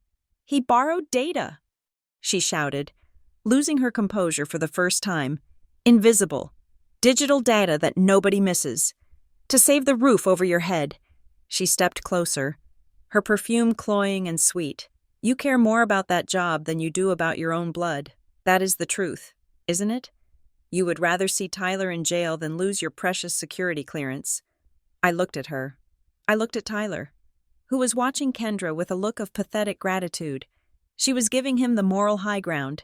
She was building the story that justified what they did. "Yes," I said quietly, "I care about not going to prison, and I care about not being used." I turned and walked out of the kitchen. "You walk away," Kendra yelled after me. "That is what you always do. You run back to your little apartment and pretend we don't exist." I went to my room and locked the door. I sat on the bed, my heart hammering against my ribs like a trapped bird. I needed Leah. I pulled out the burner laptop Leah had left with me. I didn't connect to the Wi-Fi. I tethered it to my phone's data connection. I opened the secure chat app we used. "Addie, I have a confession. Recorded." Leah, "Good. Is everyone safe?" Addie, "Physically? Yes. Emotionally? I don't think I have a family anymore." Leah, "You haven't had a family for a long time." Addie, "You had hostages." The words stung, but I knew she was right. Addie, "What do I do?" "I have the recording. Tyler admitted to the theft. He admitted to the motive. He named Damon." Leah, "You need to draft a statement. For Blue Veil." I stared at the screen. A statement. A formal declaration. Addie, "I can't turn them in." Leah, "If I send this recording, Tyler goes to prison. Federal prison." Leah, "And if you don't?" I didn't answer. Leah, "Addie, listen to me. If you don't give them a head on a platter, they will take yours. Blue Veil isn't going to shrug this off. They need a culprit. If you can't prove it was Tyler and Damon acting without your consent, they will assume you were the ringleader. You were the one with the access. You were the one with the motive." I felt sick. A heavy, oily nausea rolled in my stomach. Addie. He's my brother. Leah. He is a liability. And right now, he is a threat actor. Treat him like one. I closed my eyes. I pictured Tyler's face in the kitchen, the way he said, "It was easier." I opened a word processor. My fingers hovered over the keys. 2. Corporate Security Operations. Attention. Investigator Miller. Subject. Supplemental evidence regarding security incident. 8922I. Addison Baker. Am submitting this voluntary statement regarding unauthorized access to my assigned workstation. Typing the words felt like carving them into my own skin. Every sentence was a betrayal of the 20 years I had spent protecting Tyler. I typed out the dates. I typed out the names. Tyler Baker. Damon Rusk. I saved the draft. I didn't send it. I couldn't press send. Not yet. I needed water. My throat was so dry it clicked when I swallowed. I unlocked my door and stepped out. The house was quiet again. The storm in the kitchen had passed, leaving behind a heavy, humid tension. I walked to the kitchen. It was empty. The coffee spill had been wiped up. I went to the fridge and grabbed a pitcher of water. Addison.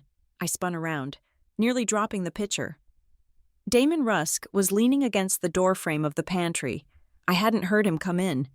He was wearing jeans and a black t-shirt. He looked relaxed, comfortable, like he owned the place. "You scared me," I said, gripping the handle of the pitcher. "Sorry," he said smoothly. He didn't move. He blocked the exit to the hallway.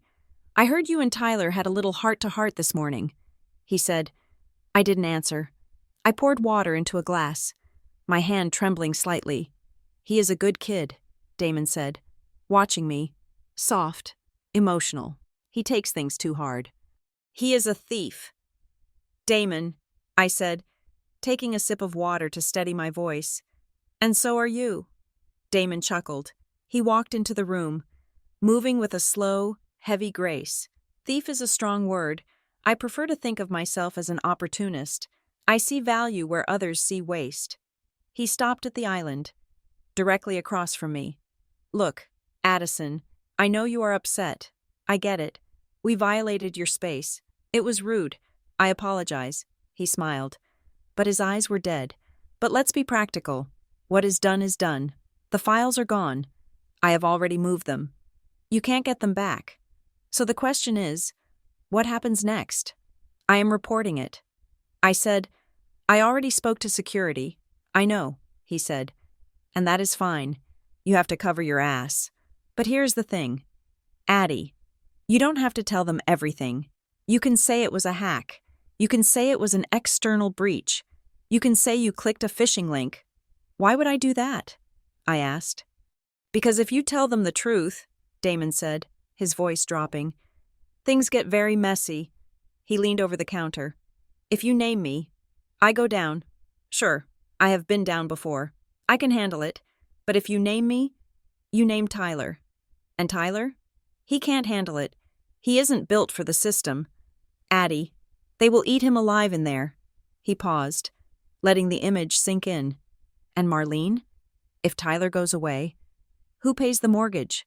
I know I promised to help, but if I am in a cell, I can't exactly sign checks. So Marlene loses the house. She ends up in a state facility, or maybe on your couch. If you still have a couch after Blue Veil sues you for negligence." He reached out and picked up an apple from the fruit bowl. He tossed it in the air and caught it. "Do you want to be the reason your mother is homeless? Do you want to be the reason your brother is sharing a cell with a murderer?" I stared at him. He wasn't yelling. He wasn't brandishing a weapon.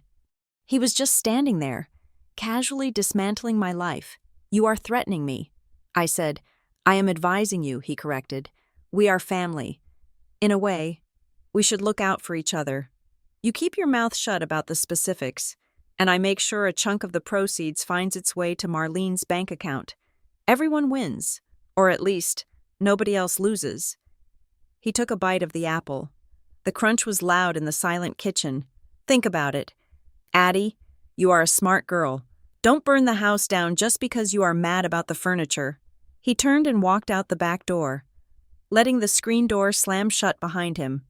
I stood there, gripping the edge of the counter until my knuckles turned white. I realized then that I had underestimated him. I thought he was just a hacker. I thought he dealt in code and exploits. But he didn't just hack systems, he hacked people. He had found the vulnerability in Marlene, her financial terror, and exploited it. He had found the vulnerability in Tyler, his desire to be a hero, and exploited it. And now he was hacking me. He had found my vulnerability, my guilt, my deep, ingrained need to protect my family, even when they were destroying me. He knew I would hesitate to send Tyler to prison. He knew I would hesitate to evict my mother. He was using my own love as a firewall to protect himself. I felt a cold clarity wash over me. I couldn't just report him. I had to prove it. I had to prove that he was the architect, that he had manipulated them. I needed to show Blue Veil that I wasn't just a negligent employee, but the victim of a sophisticated social engineering attack. I ran back to my room. I grabbed the laptop, my work laptop.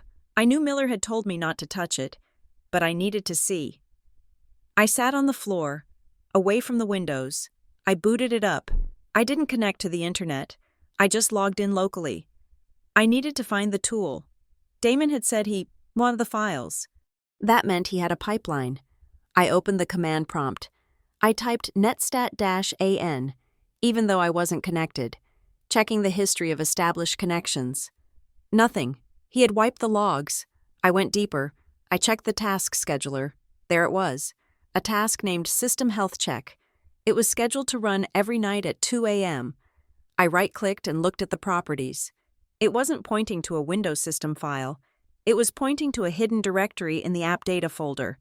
c://addison_b/temp_update_local_temp/svshost_update.gwagendat.exe.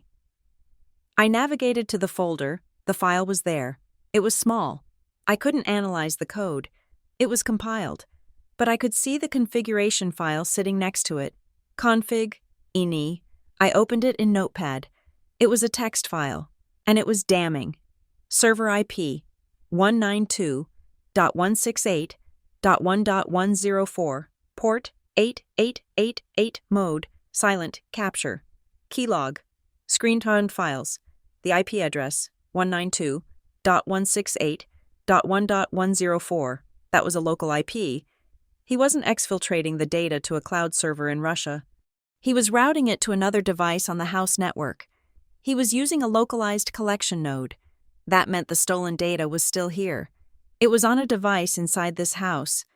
Probably the laptop I had seen the agents find in the outline of my future nightmare. But seeing the keylog parameter made my breath stop. Capture. Keylog. He hadn't just stolen files. He had recorded every keystroke, every password I typed, every email I drafted, every frantic message I sent to Leah. He knew. He knew I was talking to security. He knew I was drafting a statement. He knew everything. That was why he was so calm in the kitchen. He wasn't guessing that I was a threat. He had read my diary. I felt a rush of pure, unadulterated terror. It was a violation so total it felt physical. He had been inside my mind. I slammed the laptop shut. I grabbed it and shoved it under the bed. I ran to the bathroom, connected to my room, and locked the door. I checked the lock 3 times. I backed up until I hit the tile wall. I slid down until I was sitting on the cold floor, hugging my knees to my chest. I looked at myself in the full-length mirror on the back of the door. I looked pale. My hair was a mess. My eyes were wide and dark. But what terrified me wasn't my reflection.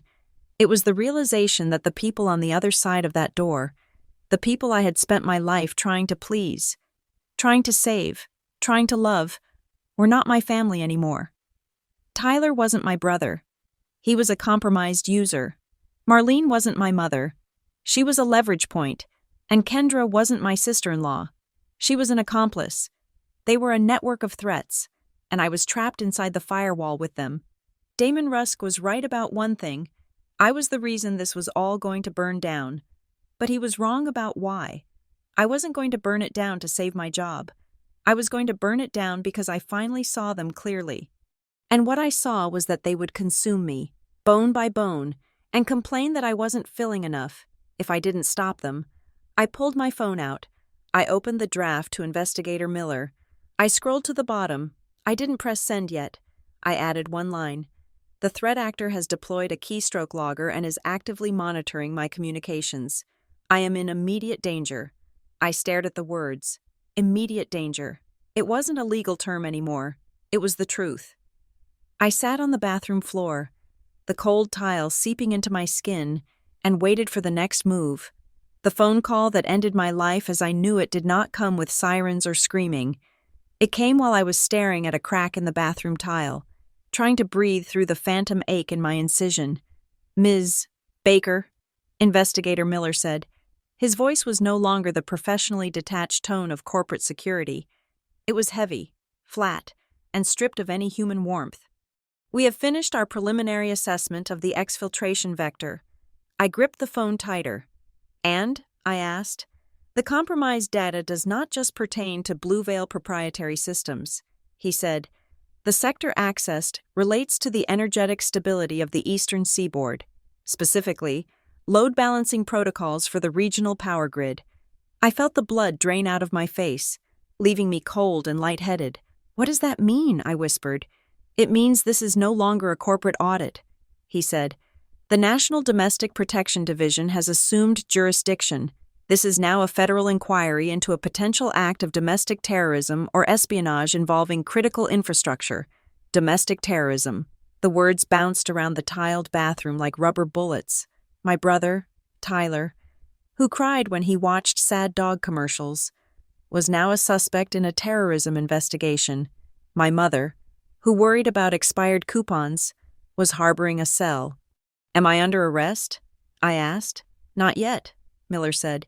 But you are a person of interest, and because of the nature of the threat, I am conveying a direct instruction from the federal agents handling this case. He paused. You are not to warn the occupants of the house. I closed my eyes. Miller, I said, they are my family. If you warn them. Miller continued, cutting over me. They will attempt to destroy the evidence. We know there is a physical storage device on the premises.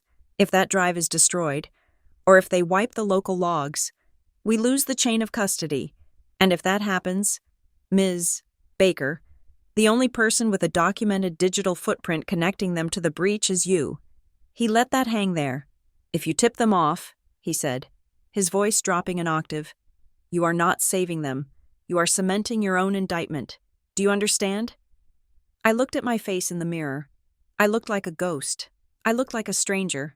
I understand. I said, good. Act normal. Do not change your routine. We are coordinating the response now. Keep your phone on you. He hung up. Act normal. I unlocked the bathroom door and stepped out into the hallway. The house smelled of lemon polish and roasted chicken. It was 5:00 in the afternoon. Normalcy was in full swing. I walked into the kitchen. Marlene was at the stove, basting a chicken. Tyler was sitting at the island, scrolling through his phone. Kendra was setting the table. Hey, Addie, Marlene said, turning with a smile that looked painted on. Dinner in 10 minutes. Are you hungry? I looked at her. I looked at the woman who had taught me to tie my shoes, who had sat by my bed when I had the flu, who had sold my future to a loan shark because she was too proud to admit she was broke. Starving. I lied. The word tasted like ash. I sat down at the table. Tyler looked up. You okay? He asked. You look pale. Just tired, I said. The medication messes with my head. He nodded, relieved. He wanted me to be medicated. He wanted me to be foggy. It made his guilt easier to carry. I watched them eat.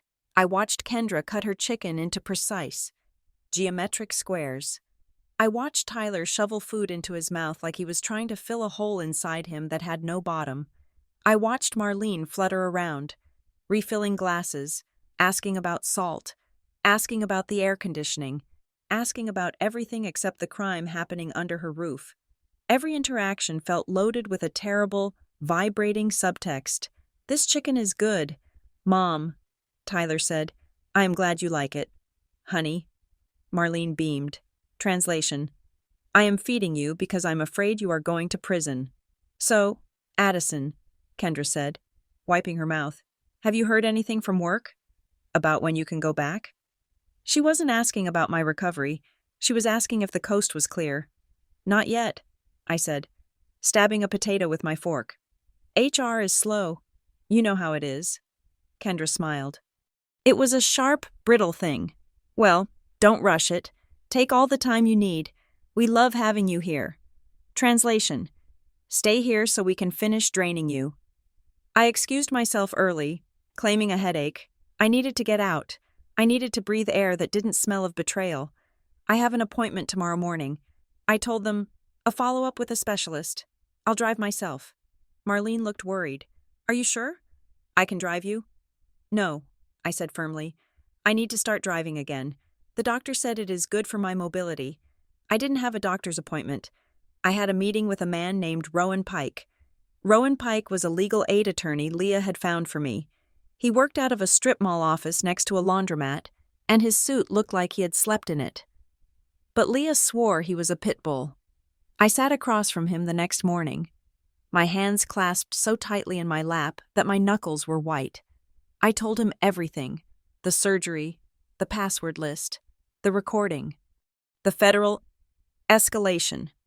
Pike listened without blinking.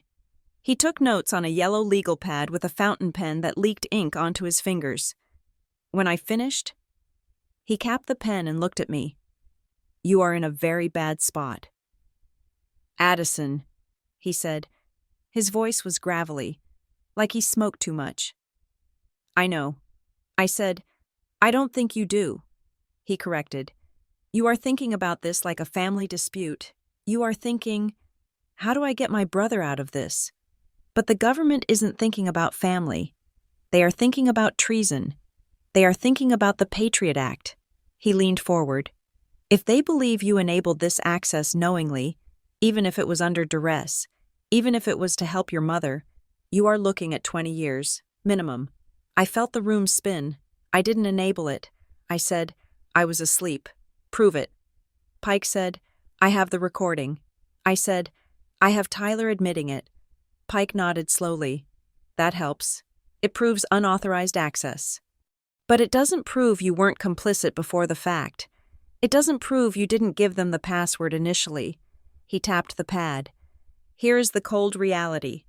Addison, your best defense, your only defense, is full, aggressive cooperation. You need to hand over that recording. You need to give them the logs. And you need to be prepared to testify against your brother and your mother. I felt sick. I can't testify against my mother. I whispered, then you go to prison. Pike said, he wasn't being cruel. He was just stating the physics of the situation. It is a binary choice.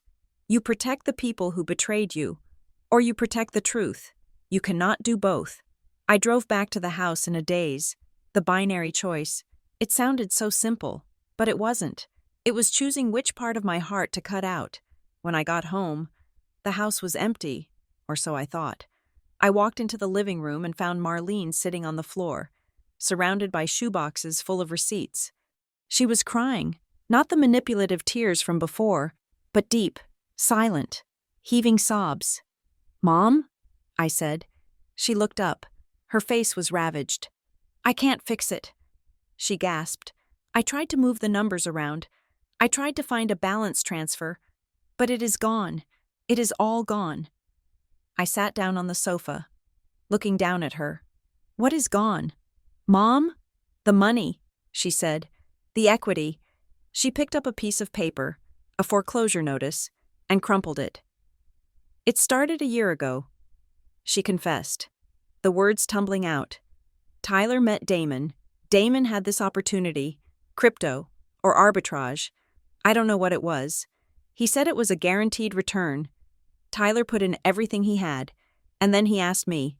She looked at me, begging for forgiveness I didn't have. I took out a second mortgage. Addie, just a small one. Damon said it would double in 3 months. We were going to surprise you. We were going to pay off your student loans. I closed my eyes. It was always the same story. The road to hell was paved with get-rich-quick schemes. The money vanished. She whispered, Damon said the market crashed, but he said he could make it back. He introduced me to a lender, private equity, a loan shark. I said flatly. Marlene nodded. The interest. It eats everything. I haven't paid the principal in 6 months. They are going to take the house. Addie, they are going to put us on the street. She reached for my hand. Her fingers were cold.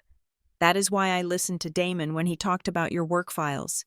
He said he had a buyer for industrial data. He said one drive, just one drive, would pay off the loan shark and clear the mortgage. I didn't know it was dangerous. I thought it was just paperwork. I thought I was fixing it. I pulled my hand away. You didn't fix it. Mom, I said, you broke us. You trusted the man who stole your money to help you steal from your daughter. I didn't have a choice, she wailed. You always have a choice.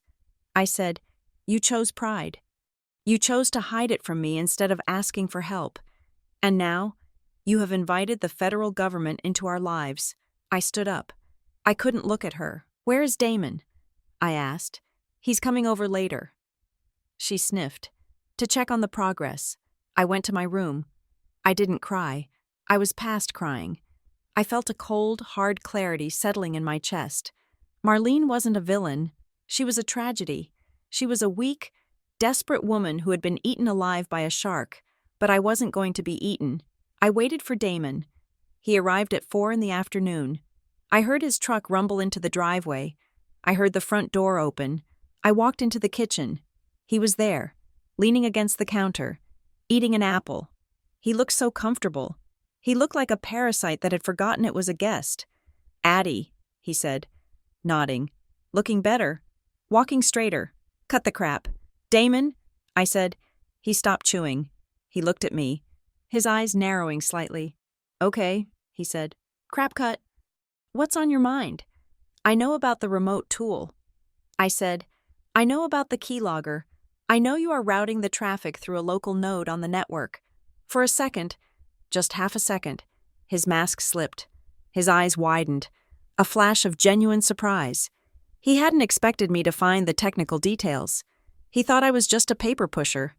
But then, the mask slid back into place. He took a slow bite of the apple. You have been busy, he said. I'm impressed. Most people wouldn't know where to look.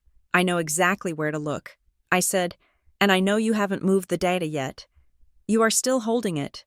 He smiled. Holding it? No, I am curating it. Quality control is important. He walked toward me.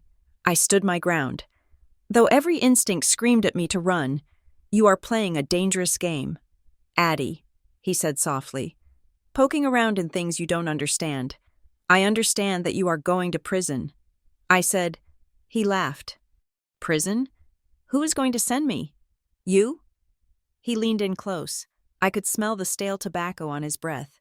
Here is the thing.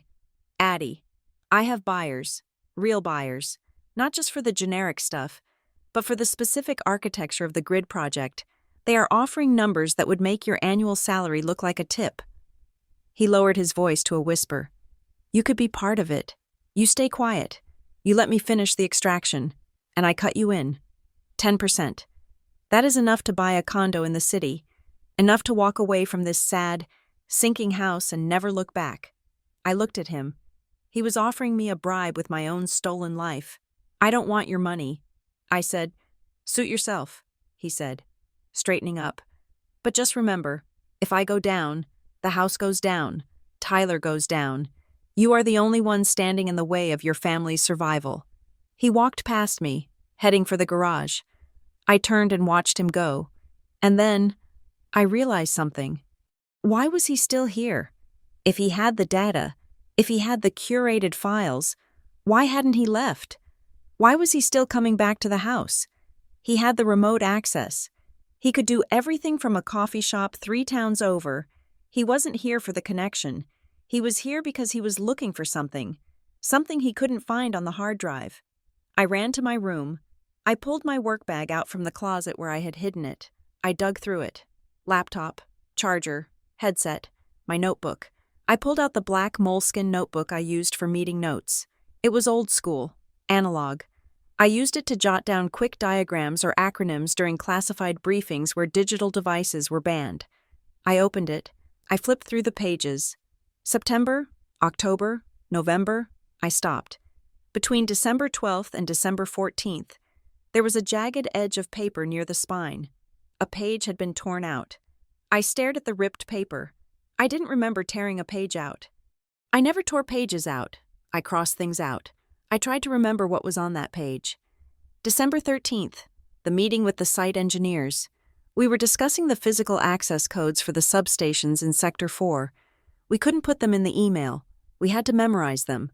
I had written them down, just for a second, just to commit them to memory, a string of alphanumerics, and a date. My blood ran cold. Damon had found the notebook. He had physically rifled through my bag while I was asleep. He had found the page with the codes that bypassed the digital security entirely, and he had torn it out. But he wasn't sure what they were. That was why he was still here. He was trying to correlate the handwritten notes with the digital files. He was trying to build the master key. He didn't just have data. He had the keys to the physical kingdom. I grabbed my phone. I went to the bathroom and turned on the shower to create white noise. I texted Miller. Addison. He is still in the house. He physically stole a page from my notebook containing Sector 4 access codes. He is trying to match them to the digital architecture. Miller replied instantly. Miller, do not engage. We are accelerating the timeline. Addison. He is waiting for something. He thinks there is more data coming. Miller. We can use that. We need to catch him in the act of transmission to nail the espionage charge. Can you trigger a transfer? I stared at the screen. Can I trigger a transfer? I could. I knew exactly what he was looking for. Addison. I can plant a decoy, a file labeled Sector 4, Master Key Correlation. If he sees it, he will bite. Miller. Do it. Place it on a clean device. Connect it to the network. We will monitor the traffic. The second he initiates the handshake with his receiver. We move. I shut off the shower. I had to set the trap. And I had to do it right under their noses. I took the burner laptop Leah had given me. I sat at my desk. I created a file. I didn't put real codes in it. I put a string of random numbers that looked like coordinates. I named the file s4_physical_auth_map.pdf. I saved it to a shared folder that I knew the guest account, Tyler's account, had access to. Then, I connected the burner laptop to the house Wi-Fi. It felt like stepping into a cage with a tiger. The moment I connected, I knew the sniffer tool Damon had installed would see the new device. It would see the new file. I left the laptop open on my desk. I disabled the sleep mode. I walked out of the room. I left the door cracked open. I went to the living room. Marlene was there, folding laundry on the sofa. She was folding sheets, the same white sheets she had put on my bed when I arrived. I sat down in the armchair opposite her. I picked up a magazine. I pretended to read. My phone was in my pocket, pressed against my thigh. The house was quiet. The only sound was the rustle of fabric as Marlene smoothed the wrinkles out of a pillowcase. We need to buy more detergent, she said, her voice sounding small. Okay, I said. I will put it on the list. I didn't look at her. I couldn't. I was waiting. 10 minutes passed. 20. I could hear the hum of the refrigerator. I could hear a car drive past outside. Was he biting? Was he looking? Maybe he had left. Maybe he was suspicious. Then, I heard a faint sound from the garage. A beep, the sound of a connection being established. My heart hammered against my ribs. Marlene folded a towel. She stacked it neatly on the pile. You know, she said softly. I was thinking, maybe when this is all over, we can go to the beach, just for a weekend, like we used to. I stared at the magazine page. The letters were blurring. Maybe, I said. My phone buzzed. One long vibration. I pulled it out. A message from Miller. Target acquired. Connection established. Exfiltration attempt in progress. I held my breath. Another buzz. They are moving now. I looked up at Marlene. She was shaking out a blue shirt. Tyler's shirt. Mom, I said. She looked at me, her eyes tired and hopeful. Yes. Honey? I wanted to tell her. I wanted to scream, "Get down!" I wanted to grab her and run. But I sat there. I sat there and watched her fold the shirt of the son she had ruined herself to save. "I'm sorry," I whispered. She frowned. Sorry for what? Before I could answer, the front window exploded inward, not with glass, but with light. Flashbangs. The front door splintered off its hinges with a sound like a thunderclap. Federal agents poured into the room, a river of black armor and shouting voices. "Federal agents! Get down! Hands in the air!" Marlene screamed. She dropped the laundry basket. She stood there, frozen, her hands trembling in the air, surrounded by the ghosts of her mistakes. I didn't move. I sat in the armchair, clutching my phone, and watched the end of the world arrive. The end of my family did not begin with a scream. It began with the crunch of gravel. I was sitting in the armchair, my phone clutched in my hand like a talisman, watching Marlene fold the blue shirt. She was smoothing out the collar, treating the fabric with a reverence that she had never shown to the reality of our lives. She was humming. It was a soft, tuneless sound, a vibration of denial that filled the room. Then, through the front window, I saw them. They were not police cars. There were no flashing lights, no sirens wailing to warn the neighborhood. They were large, black SUVs, heavy and anonymous, rolling to a stop at the curb with a synchronized precision that made the air in the room feel suddenly thin. They stopped. The doors opened. Men and women in tactical gear spilled out. They didn't run. They didn't shout. They moved with a calm, terrifying speed. A fluid wave of dark uniforms moving up the driveway. On the back of their vests, in stark yellow letters, were words that stopped my heart. Homeland Security Response Bureau. Marlene looked up from the laundry, her hands freezing on the blue cotton. She followed my gaze to the window. "Who is that?" she asked. Her voice was small, trembling. "Addison. Who is that?" I didn't answer. I couldn't. The front door didn't splinter.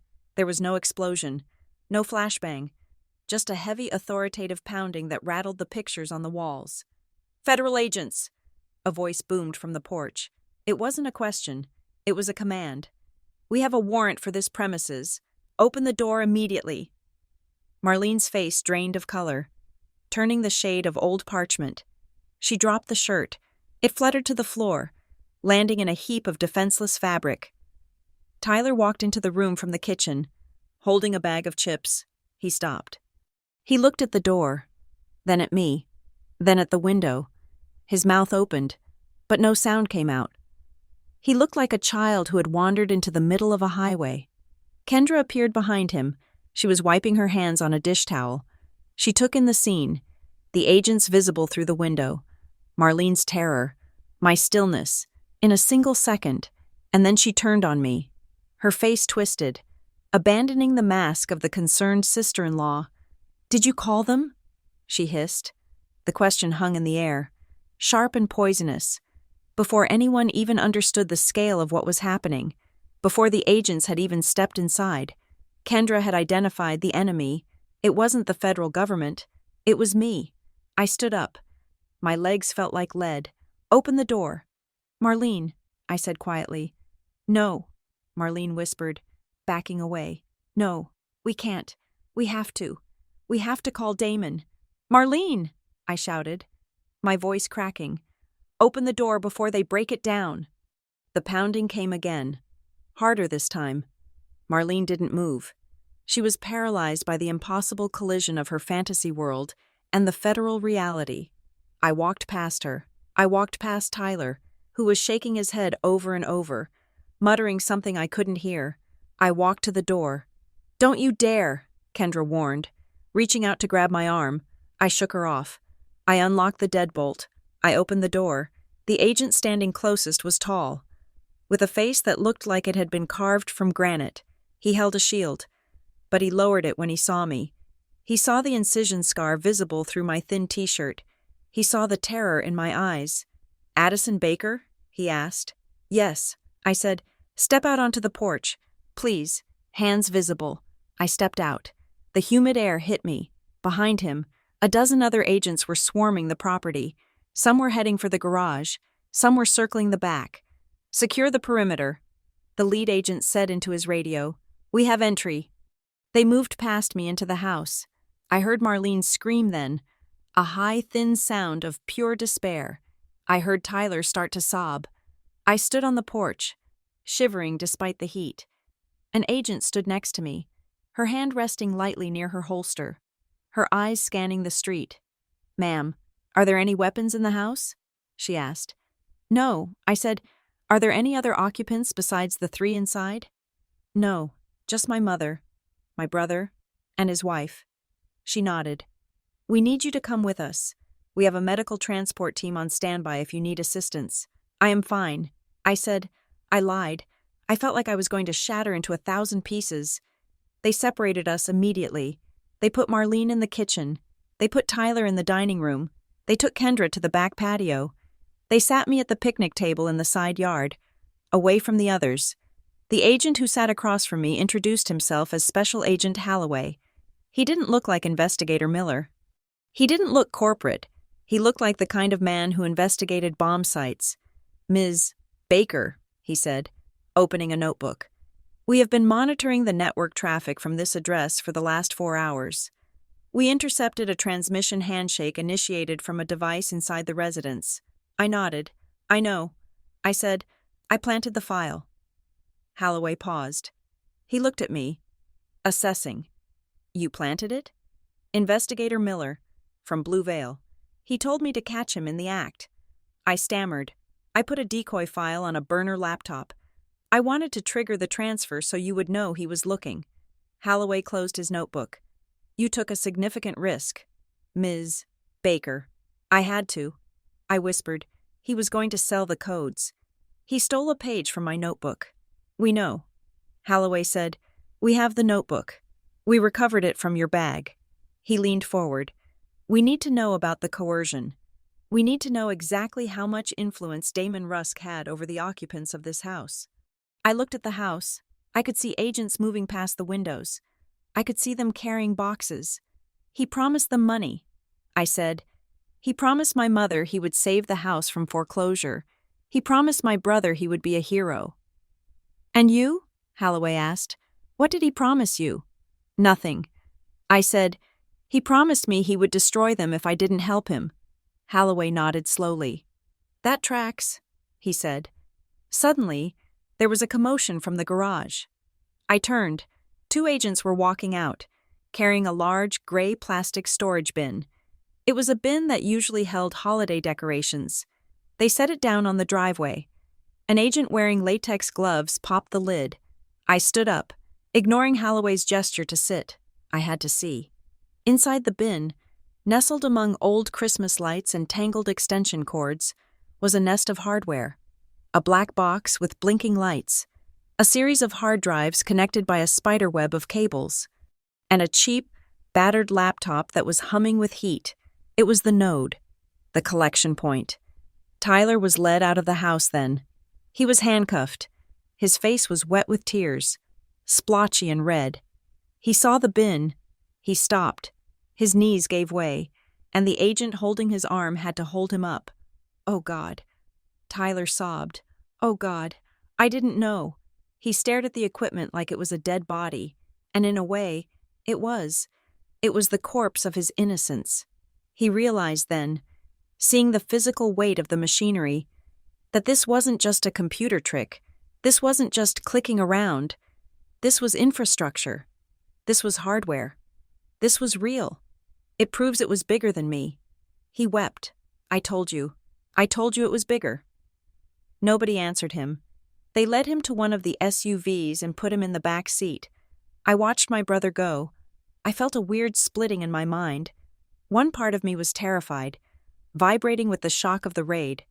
One part of me was relieved, a deep, narcotic relief that the secrets were finally out in the open, and one part of me was grieving. I was grieving the brother I used to have, the one who built tree houses and afraid of spiders. That brother was gone. The man in the SUV was a stranger who had sold me for $20,000. A truck turned onto the street. It was a large, lifted pickup truck, black, chrome rims. Damon. He was driving fast, aggressive. He didn't see the SUVs until he was almost at the driveway. I saw the moment he realized. The truck dipped as he slammed on the brakes. He hesitated. For a split second, I thought he was going to throw it in reverse and try to run. But 3 agents were already moving toward him. Weapons drawn but low. "Driver, cut the engine." Damon didn't run. He was too calculated for that. He knew the odds. He put the truck in park. He turned off the engine. He raised his hands. He stepped out of the truck. He wasn't crying like Tyler.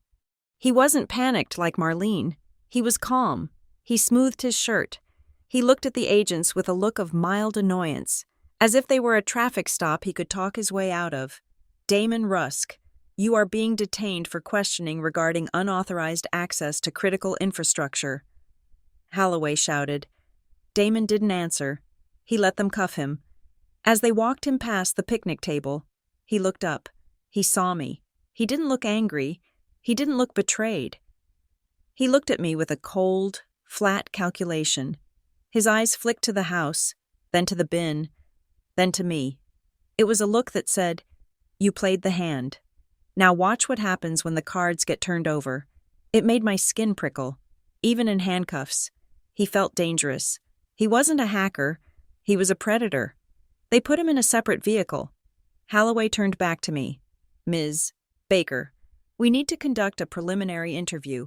We can do it here, or we can take you to the field office." "Here," I said. "Please.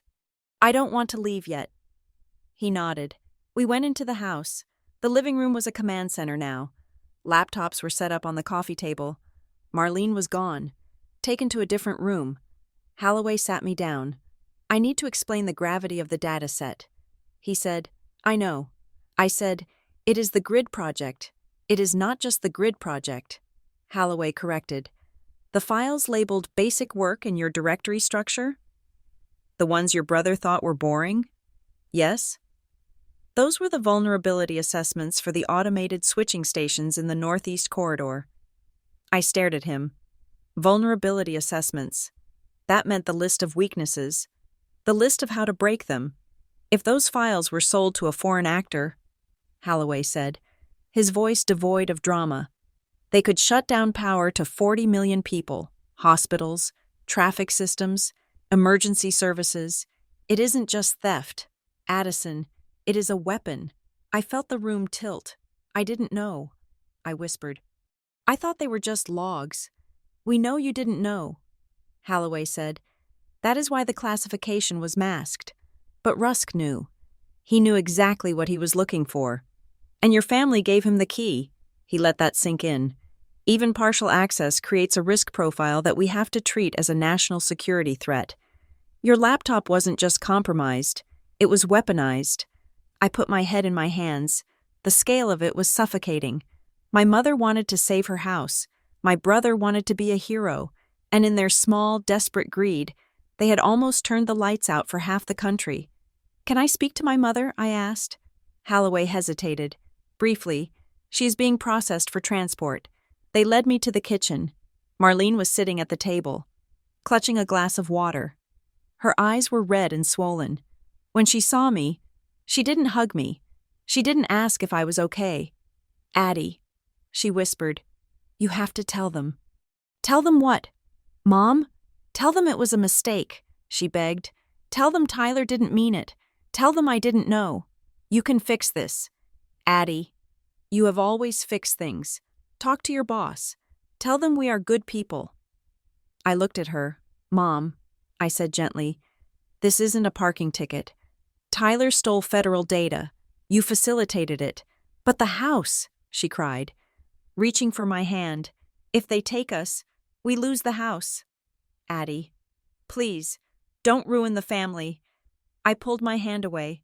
"I didn't ruin the family." "Mom, you did."